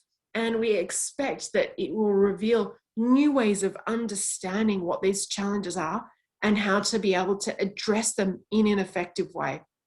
So we're hoping to do things like capture some interesting case studies that could also help tell the stories about the value of this data and how it's really helped programs to close these gaps that they're really facing. And whether that's for COVID vaccines or for childhood vaccination more broadly, that we face similar kinds of challenges, and gathering this data is really going to enable us to advance our programs much more than ever before. So we hope that it's a real useful and valuable addition to programs around the world. I think that's all. Thank you very, very much for your time and attention, and happy to share any more information about this as well. Thank you very much. Thank you, Lisa. And I'll jump into my next presentation, and then we have another quick question and answer session before hearing from Colombia. So I'll go through this as quickly as I can. Next slide, please. So you've heard us talk about, why we need to be engaged in this and listening and understanding our audiences, right? So why exactly is doing social listening and monitoring so important? Let's look at three main pillars here. First of all, it helps us understand our audiences. What are they worried about when it comes to immunization? What questions do they have, et cetera? It also can help tell you, it helps give a gauge for you to understand if they're understanding what you're saying. Secondly, it can help you improve your work. Through monitoring and listening, you can know where those gaps, the knowledge gaps exist, and then you can fill them. You can also adjust or clarify your messages if it seems that the audience is not understanding what you're trying to say. Make those adjustments, adapt where you need to. And then also through monitoring and listening, you can respond to the doubts and rumors that may be hindering your efforts at vaccination uptake. Third, again, we're returning back to this theme that we've talked about so many times about building trust and building confidence in the immunization program, in vaccines and the vaccinators, et cetera. When you understand your audience, they feel seen, and it feels and they feel like their needs are being met, and so you're strengthening that confidence. Finally, I just want to mention an important reminder that as communicators, it is our responsibility to ensure that the audience understands us. We can't expect them to be putting in a lot of effort to try and understand what we're trying to say if we're not being clear. And that is especially in this day and age, and it's even more so during a crisis. Next slide, please. So here are some principles of doing this listening and monitoring. We want to be using multiple sources for our listening and monitoring. This is going to help us ensure that we're getting information from a broader base of the population. We don't want to be leaving any key audiences out. And that brings us to the next point, which is to make sure that we're listening across different demographics, so we can have a really rich representation that includes people of different ages, genders, and ethnicities. We want to make sure we're listening from different geographic areas, including places that may be harder to reach. And when we're considering this from an equity lens, it's also important to make sure that we're reaching groups that might have additional barriers to accessing immunization services, whether those are cultural, physical barriers, linguistic barriers, others. So extra efforts may be needed to reach these very important groups. And when it comes to listening to marginalized groups, that can include ethnic minorities or migrants, we should also keep in mind that their networks and channels of communication may be different. So it's important to identify what those are and then work and plan accordingly. Social listening is really critical with marginalized groups, and because the trust might be harder to earn and maintain with them. Next slide, please. So how can we do this? What are some of the sources that we can look at to get this information? First of all, we have existing studies, data, or literature. These are really helpful because they're already done. They're available. You just have to find them and read them. Right now, we're really lucky to be living in a day and age where information is so readily available, and there are several studies that are being done, several dashboards that are in place that can serve as a reference to you, especially to get going. I'm sure many of you are familiar with the Johns Hopkins Center for Communications program that has a CAP dashboard that monitors all kinds of things, including COVID vaccine acceptance, and that's including in 16 countries in the Americas. The collective service website that I mentioned earlier also has social data sets available, and you can see the screenshot right there is from the collective services web. Social media is, of course, a very rich source of information for capturing public opinion and understanding what's happening. It can be tricky though, because the amount of information on there can be just absolutely overwhelming, and it's constantly changing, so it can be hard to keep up for sure. We also have the mainstream media. That's your traditional print and online journalism, newspapers, magazines, TV, radio, etc. Also can give you a very important clues to what's being said and what public opinion is. Community leaders and influencers are absolutely critical here. They have insight into how your local populations are thinking and feeling about vaccination. And we're going to hear, I think, some interesting experiences with this from Colombia very shortly. We also have surveys, interviews, focus groups. We've mentioned the Data for Action material earlier. This is a great place to start if you want to work on these. And we also can't discount informal feedback. things that we hear informally from healthcare workers or who are on the ground with the communities every day and can kind of pick up on trends and questions and concerns that people are having when they access the health services. Next slide, please.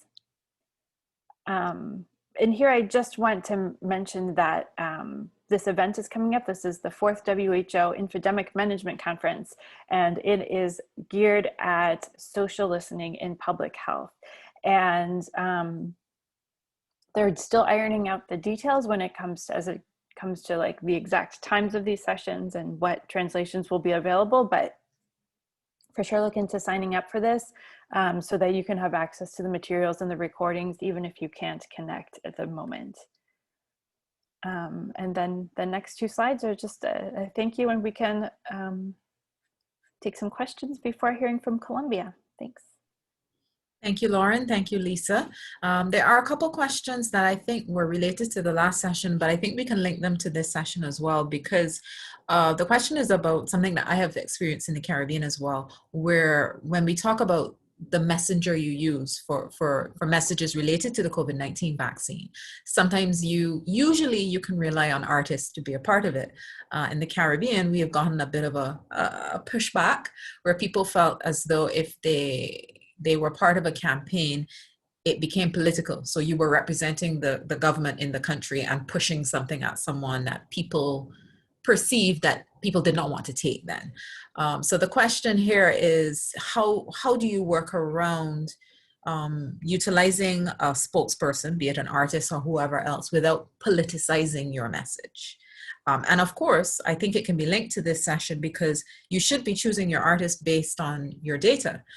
We would think that you've carried out data first to find out who are you trying to reach, because an artist may not be the best person to reach my 80-year-old mother or my 80-year-old grandmother, right? So maybe we can link it still to using the evidence.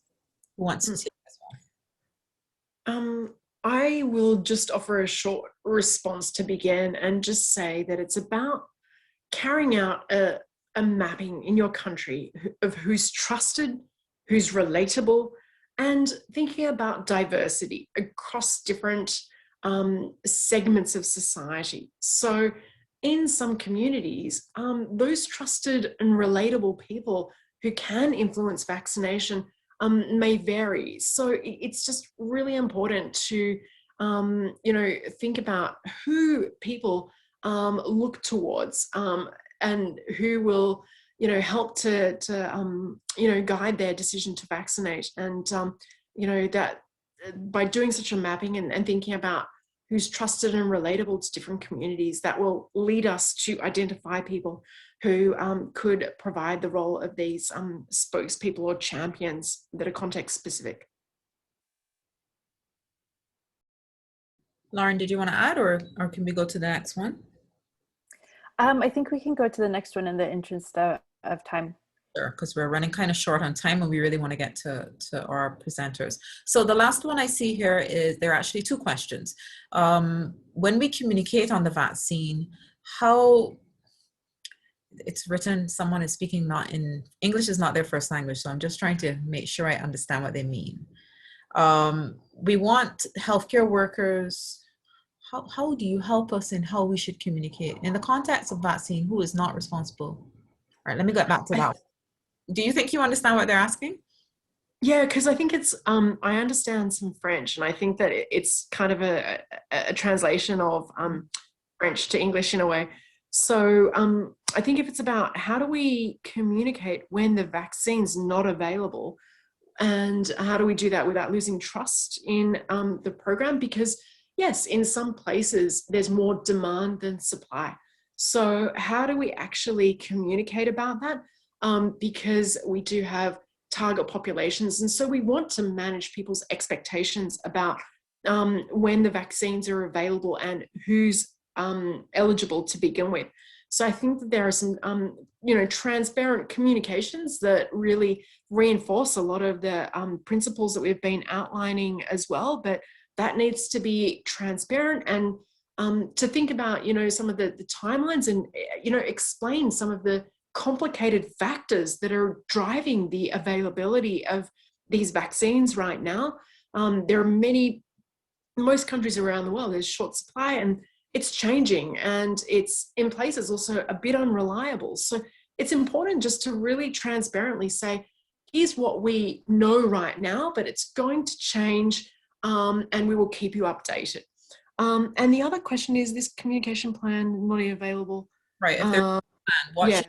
should you focus on particular public actors or community leaders? And I think this goes back to the whole thing is that it's not just a communication plan, it's a vaccination plan, right?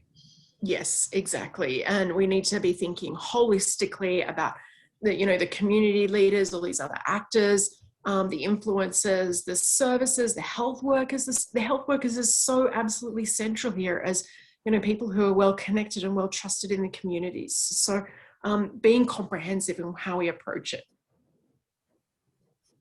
Okay, I think we've answered all of the questions that I saw in the chat. So I think we can move now to Colombia. We're going to welcome now, thank you, Lisa and Lauren. I'm going to welcome now Karen Gonzalez. She's communication specialist from the PAHO WHO representative in Colombia, and Hugo Arevalo. He's communications and press advisor to the Office of the Ministry of Health and Social Protection in Colombia. And we're really excited to hear from you, from your experience and how you've used the evidence and your plan to implement. So over to you.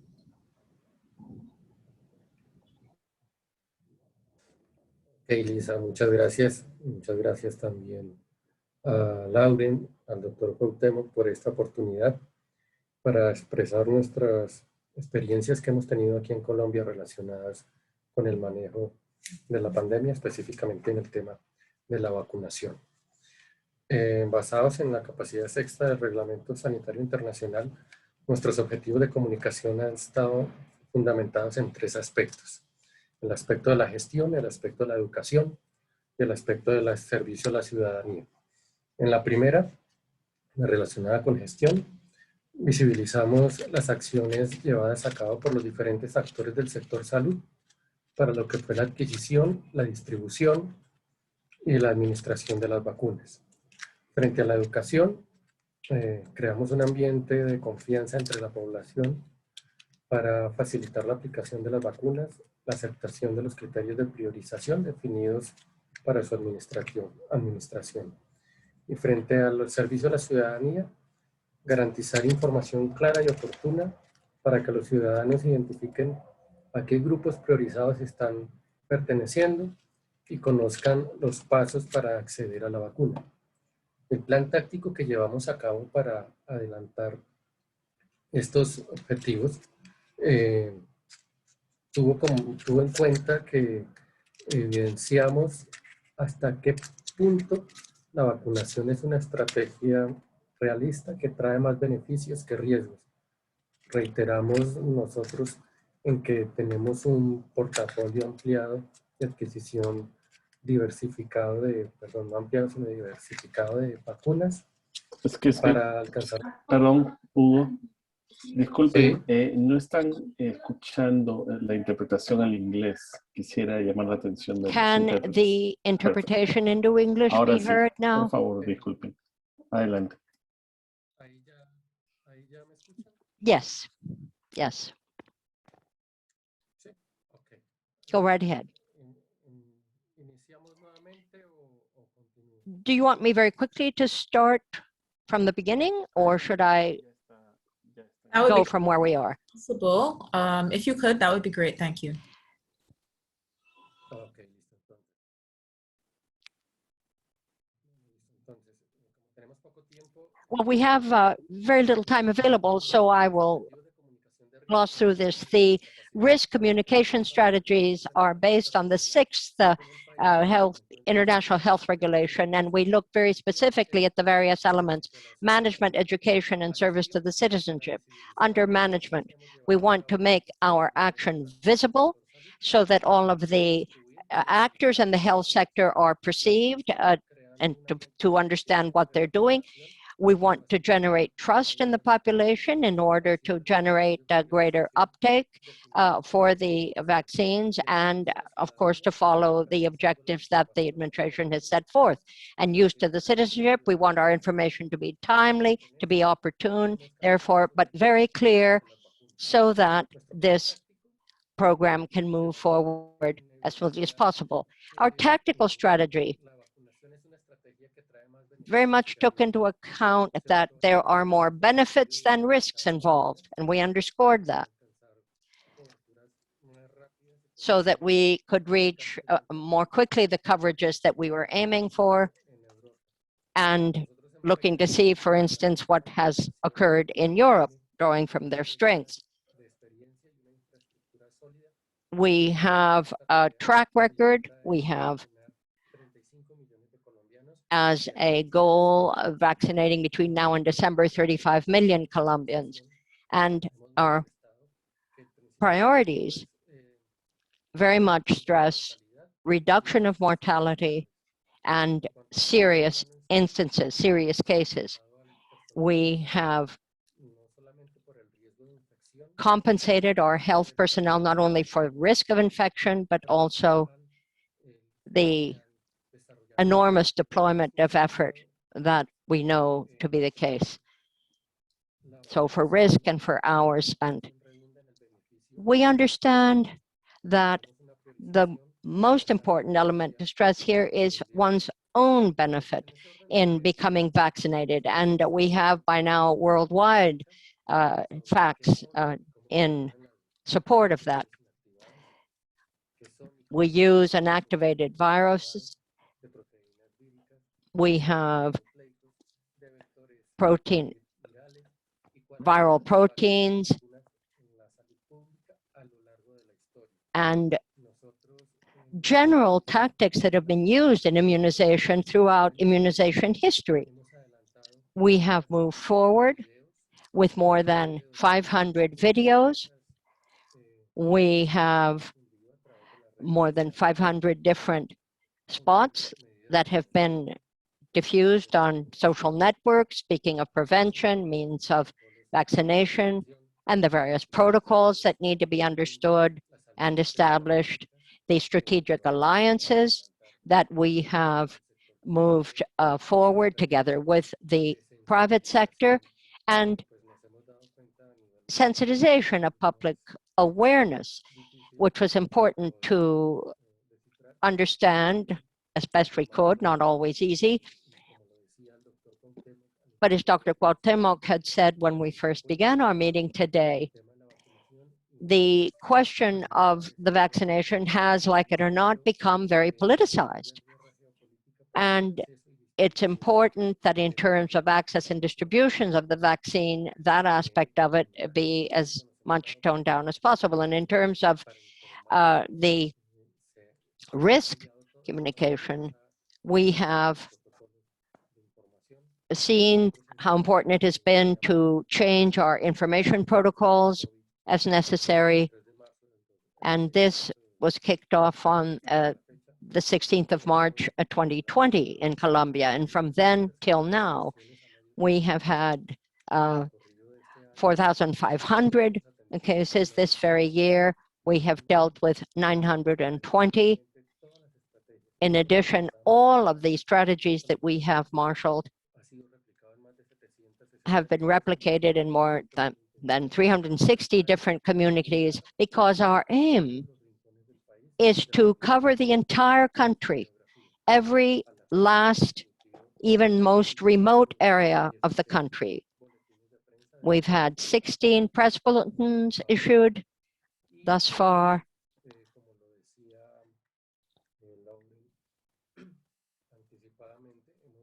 And we have also used strategies this year, the use of Facebook Live. We've interviewed health experts with whom we've discussed the question as to whether or not getting vaccinated against COVID-19 is really safe or not, and what the general positions and questions are that come up as to the various vaccines available. in order to address people's concern and try to allay it. What are the symptoms and possible effects that can be noted post-vaccination? And what about mental health? How has the pandemic affected people's mental health? And the difficulties that arise when certain safety precautions are suddenly relaxed or ignored altogether. We also invited a geneticist so that he could speak on the vaccine's genetic aspects and basic diseases. And here, I think we're facing the major part of this program. We have been involved in vaccination against 9 different diseases with comorbidities, and we are interested in tracking how people are going to adapt to the need to become vaccinated. And finally,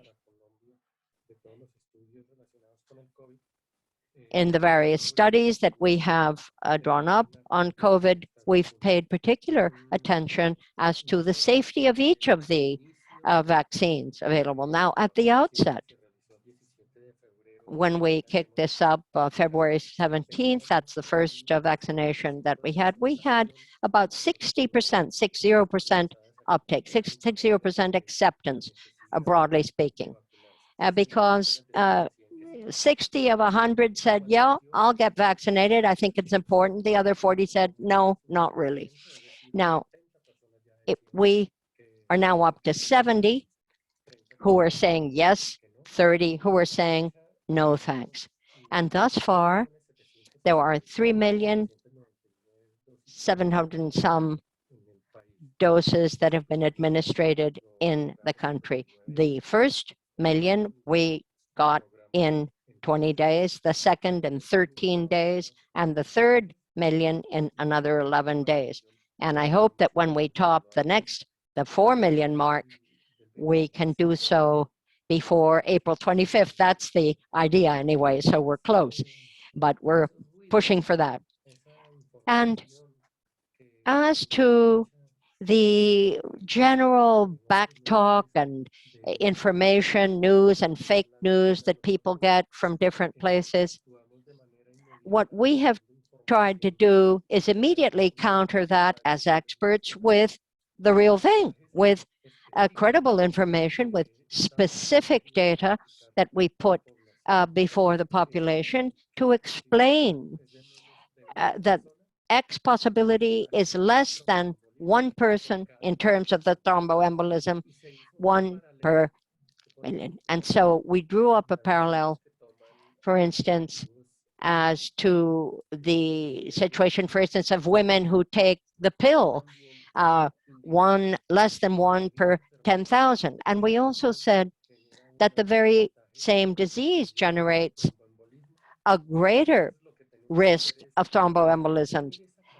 And so, as has been stated here, it's important to immediately counter worries or false information with the real thing. I remember when with WHO we were in, with PAHO rather, in Quito and Ecuador at one point.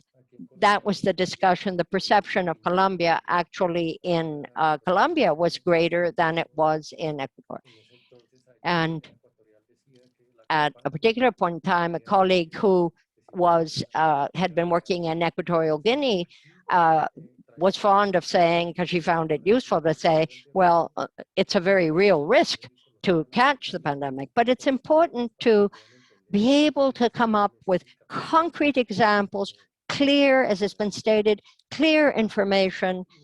And so to wrap up my statement, I'd simply say that, yes, there are significant risks that we must identify and step up to in communications, but that is what it's going to take. The disinformation is the greatest risk of all, very nearly. And we see that as an important prompting to come out with the facts, make them clear, make them timely. There's another risk, or rather there's another challenge, I should say, and that is that we can't choose which vaccine we would prefer, but our answer is the best vaccination in Colombia is the one that is available. And that's what we keep underscoring. What we've got is the best option you have. And we are, of course, very vigilant as to distribution, understanding the political angles here.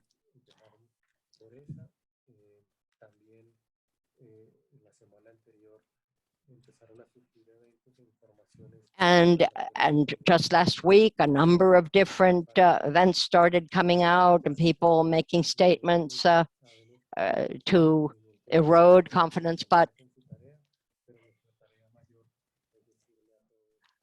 our greatest task is that people need to take a chance, get vaccinated, and be safe.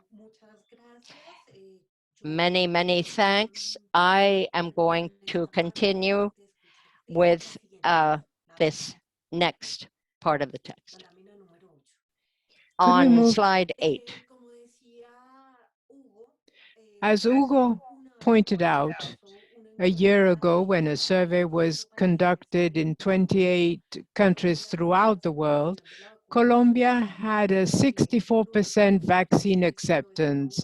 And then, as Hugo pointed out, some national surveys were conducted and the trend showed that 40%, that's 4 out of 10 people, were willing to accept the vaccine. At the most recent survey, looking at the country, we found that there is a significant increase in the number of people willing to take the vaccine. So these data were collected between 20 to 29 January, and in March it was published. 6 out of each 10 people did indicate that they would accept a COVID-19 vaccine.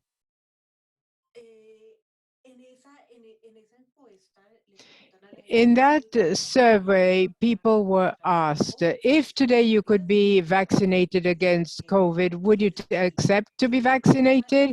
And 70% said yes.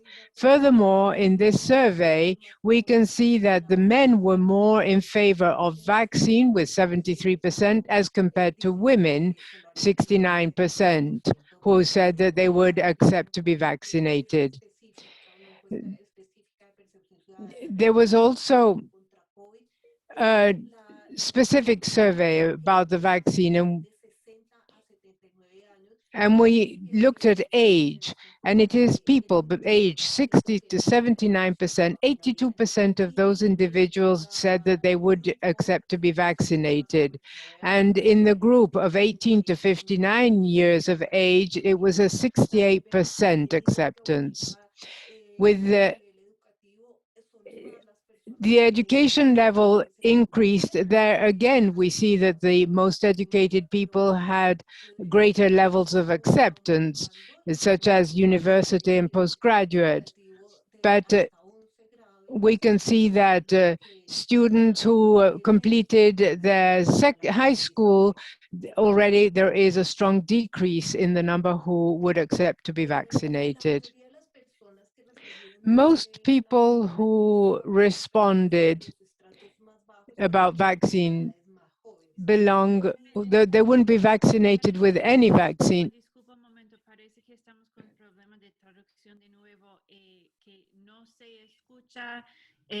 We seem to have an interpretation issue again, and that is that in Spanish, we cannot hear the interpretation. Could you help us out, Fernando, please?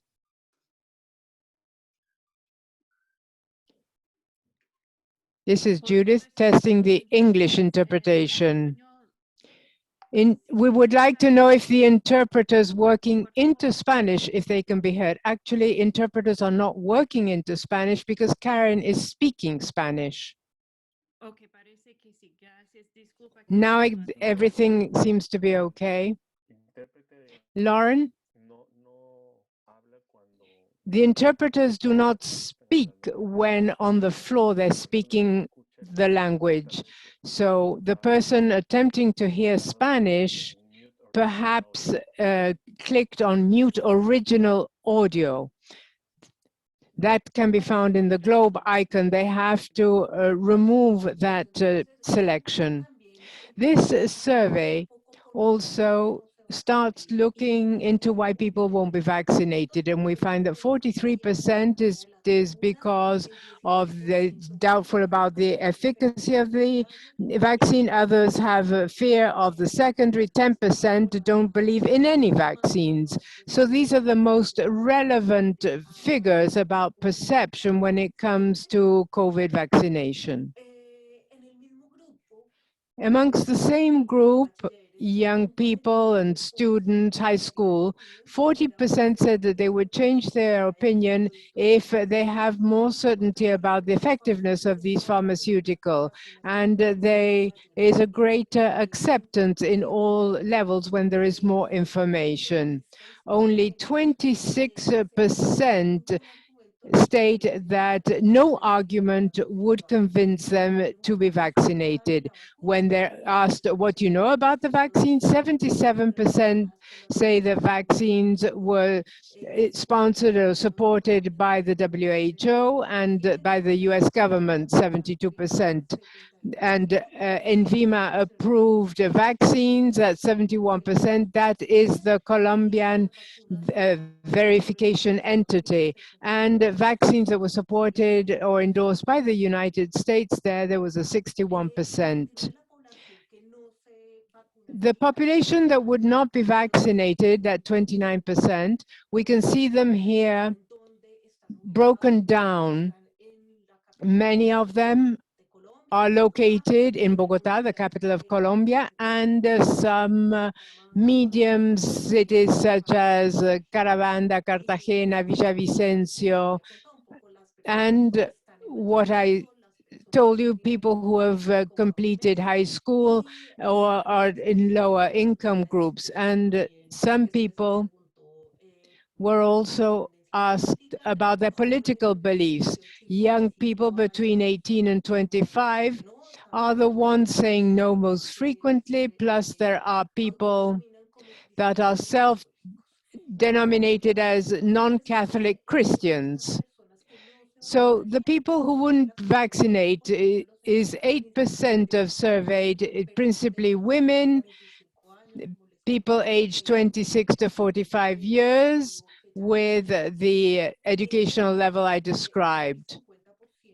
And 50% of the people, again, mainly women aged between 18 and 35 are amongst the septic, fairly low income levels and completed secondary. Disinformed, 24% of the people who wouldn't be vaccinated, essentially women, also people aged 18 to 25 and 36 to 45, and a middle class with a completed high school educational level.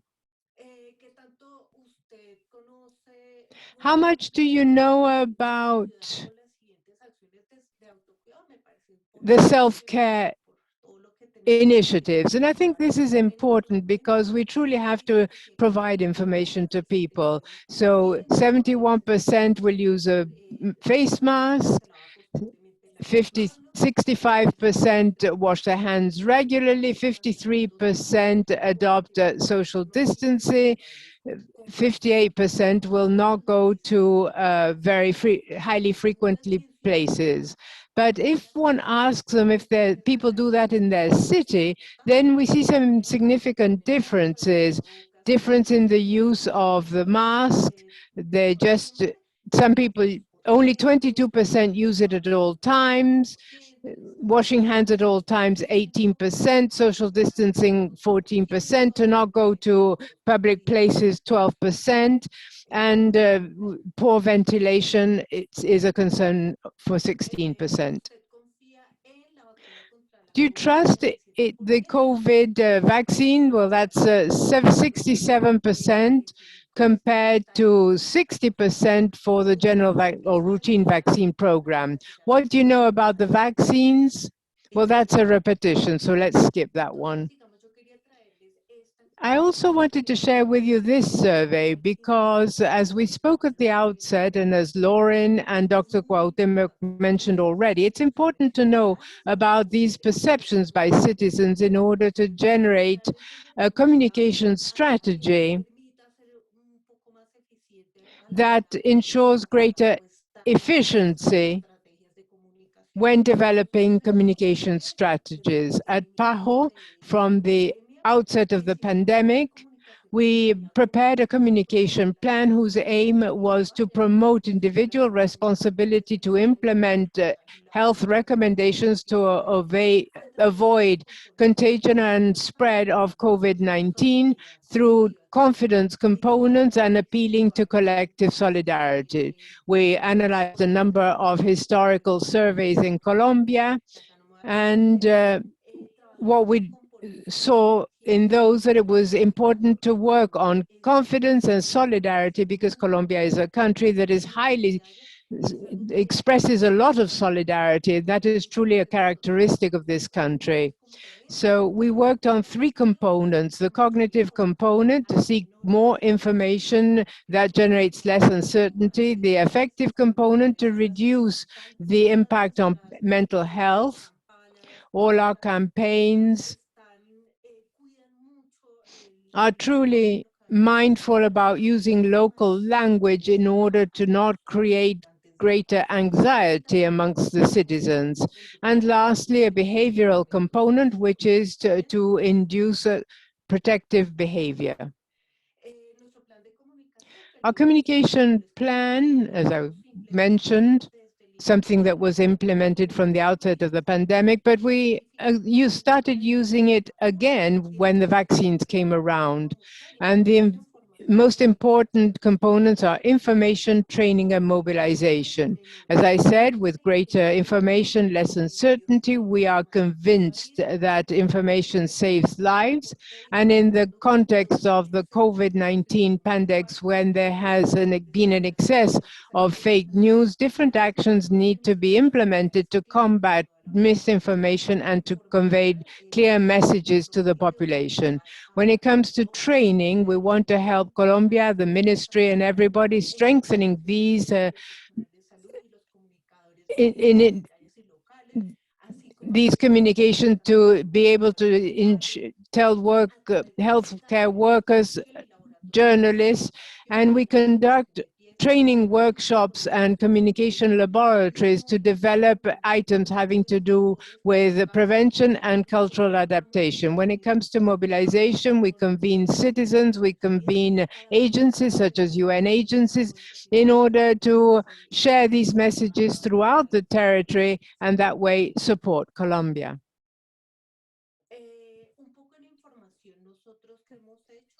This relates to information. This is an exercise that was extremely useful. We started to have some active listening exercises. I'll tell you more about that in a moment. But we began by looking into the myths, the disinformation, the stuff that was circulating on social media. And the people that we were training asked questions of us, and on that basis, we worked on these cards for social media. We also developed a number of radio slots for community radios and some videos. Some of them were specific, and we used tools such as video clips with songs inviting people to adopt preventive measures. And that's based on the feedback that we received from citizens. We worked on information with 10 radio spots that were broadcast on 18,000 radios that you can see on this map.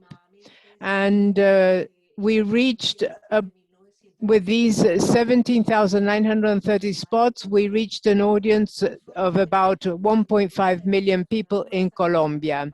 And that included the most remote areas of the country. As I said, there were 10 spots specific for COVID vaccination, and especially focusing on preventing the disease.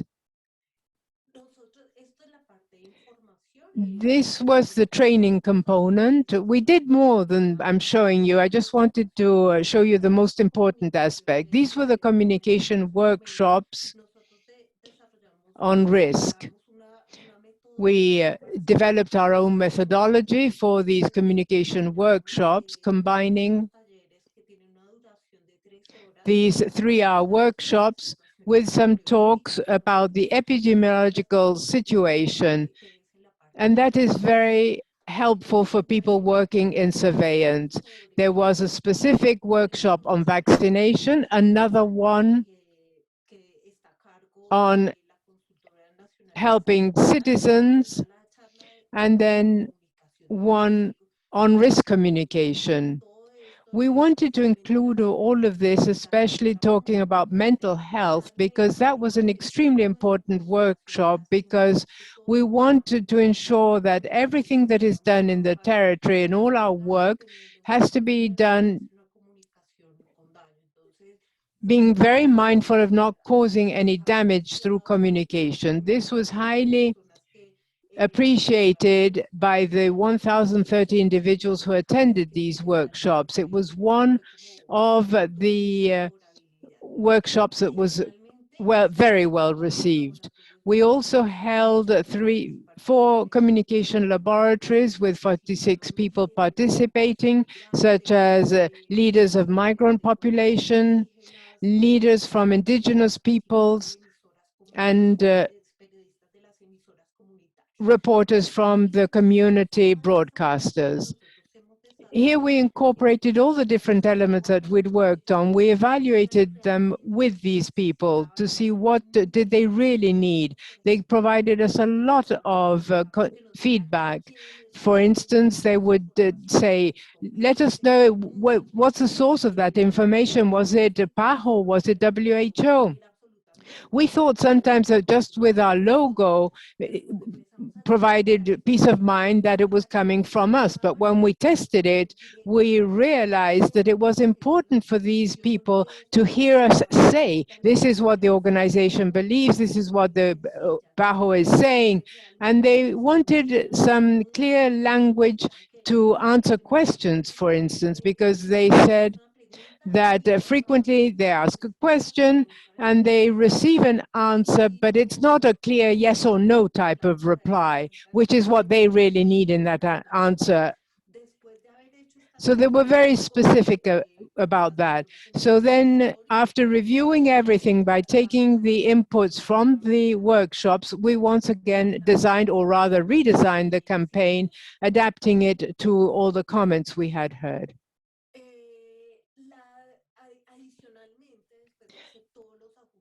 After making all these changes and after incorporating all the radio spots on community broadcasted, we did an opinion survey to see if what we were doing was appropriate, if it was truly what people needed to hear.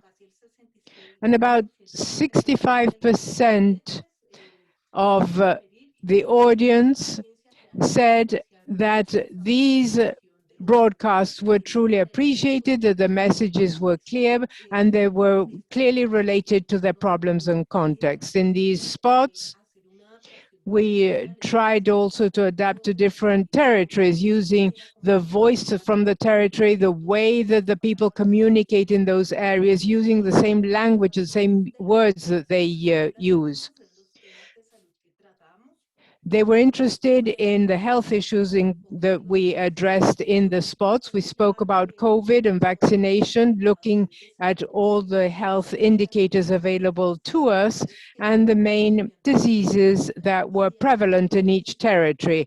And we thus took the decision to work on the most important problems, such as vector-borne diseases, maternal health, and also healthy lifestyles, but always adapting them to the context and the economic possibilities of each region. This is something that worked very well when developing all these messages for community radios, and also the different ways to address health problems. This was very important because it was adapted to the people of the territory, and furthermore, it was good to have their own voices transmitting these messages. It was important that people in the survey felt that the messages and the campaigns is something that they could truly implement. It became very accessible to them, and that is very important in this kind of exercise.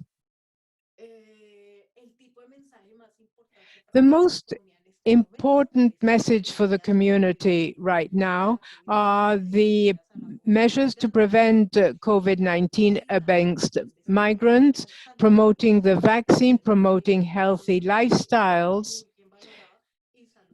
and sexual and reproductive health. When it comes to mobilization from the beginning of the pandemic, we have been working on an interagency communication plan with the UN agencies. Different actions have been developed jointly. And I want to tell you about one here because it was very important for us, because last month we had a digital get-together with some UN people. People were invited to bring a glass of wine, and it was a meeting focusing on COVID. So first of all, we had Dr. Gina Tambini, our country representative. We also had the Deputy Director for Non-Communicable Diseases from the Ministry of Health, Dr. Claudia Cuellar. And we also had a health secretary from one of the departments of the Amazonia area. Furthermore, we had a doctor from the Misak indigenous peoples and a person living in Bajo Cauca who has been providing vaccines for 20 years. And it's an area where, unfortunately, there's a lot of armed violence in that still ongoing there. So in addition to it being very pedagogical, what happened afterwards was very important. There were the Mistal peoples were very hesitant to be vaccinated. Now, thanks to this get-together, this meeting, they said that they wanted better information. They wanted to really know what was happening and be able to then make a decision. And the indigenous broadcaster decided to broadcast part of the discussion at that session.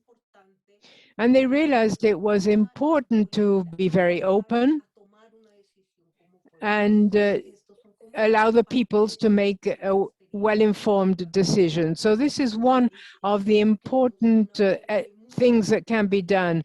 There are very valuable communication through very valuable type of communication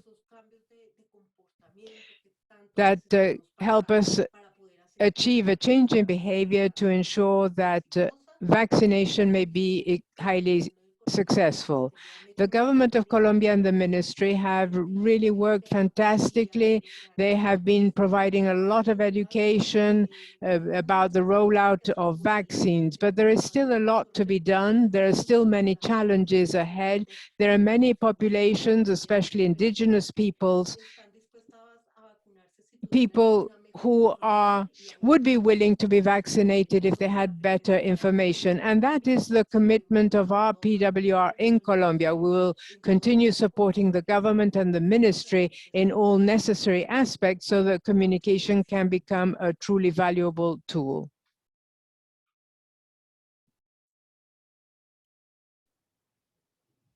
Thank you so much. I learned so much from listening to that that presentation from both of you. Thank you so much, Mr. Arevalo, and to Ms. Gonzalez. That was really interesting to hear the Colombian experience. I think you started from not a bad starting point, and you definitely built on it. And it was interesting to hear how you built on that vaccine demand that was there at the beginning. So that was very interesting.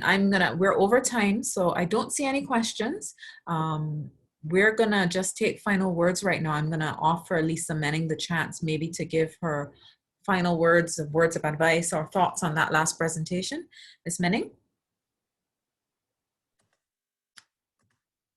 Thank you very much, Lisa, and absolutely huge thanks to the Colombian team for their excellent presentation.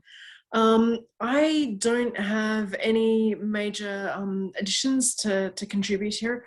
Really just I wanted to share my thanks to colleagues for putting this together and for all the questions and everyone's time, and really to just, you know, encourage people to follow up on those links that were shared. And if there are any further questions, not to hesitate to reach out to us for any clarifications or further assistance. And just to wish everyone the very best with the work ahead. It's definitely a challenging time for vaccination uptake. We certainly recognize that, but there's also a lot of these practices and principles that are supported by the evidence that we know should really help to set us in the right direction. So best wishes to everyone, and thank you for the collaborations.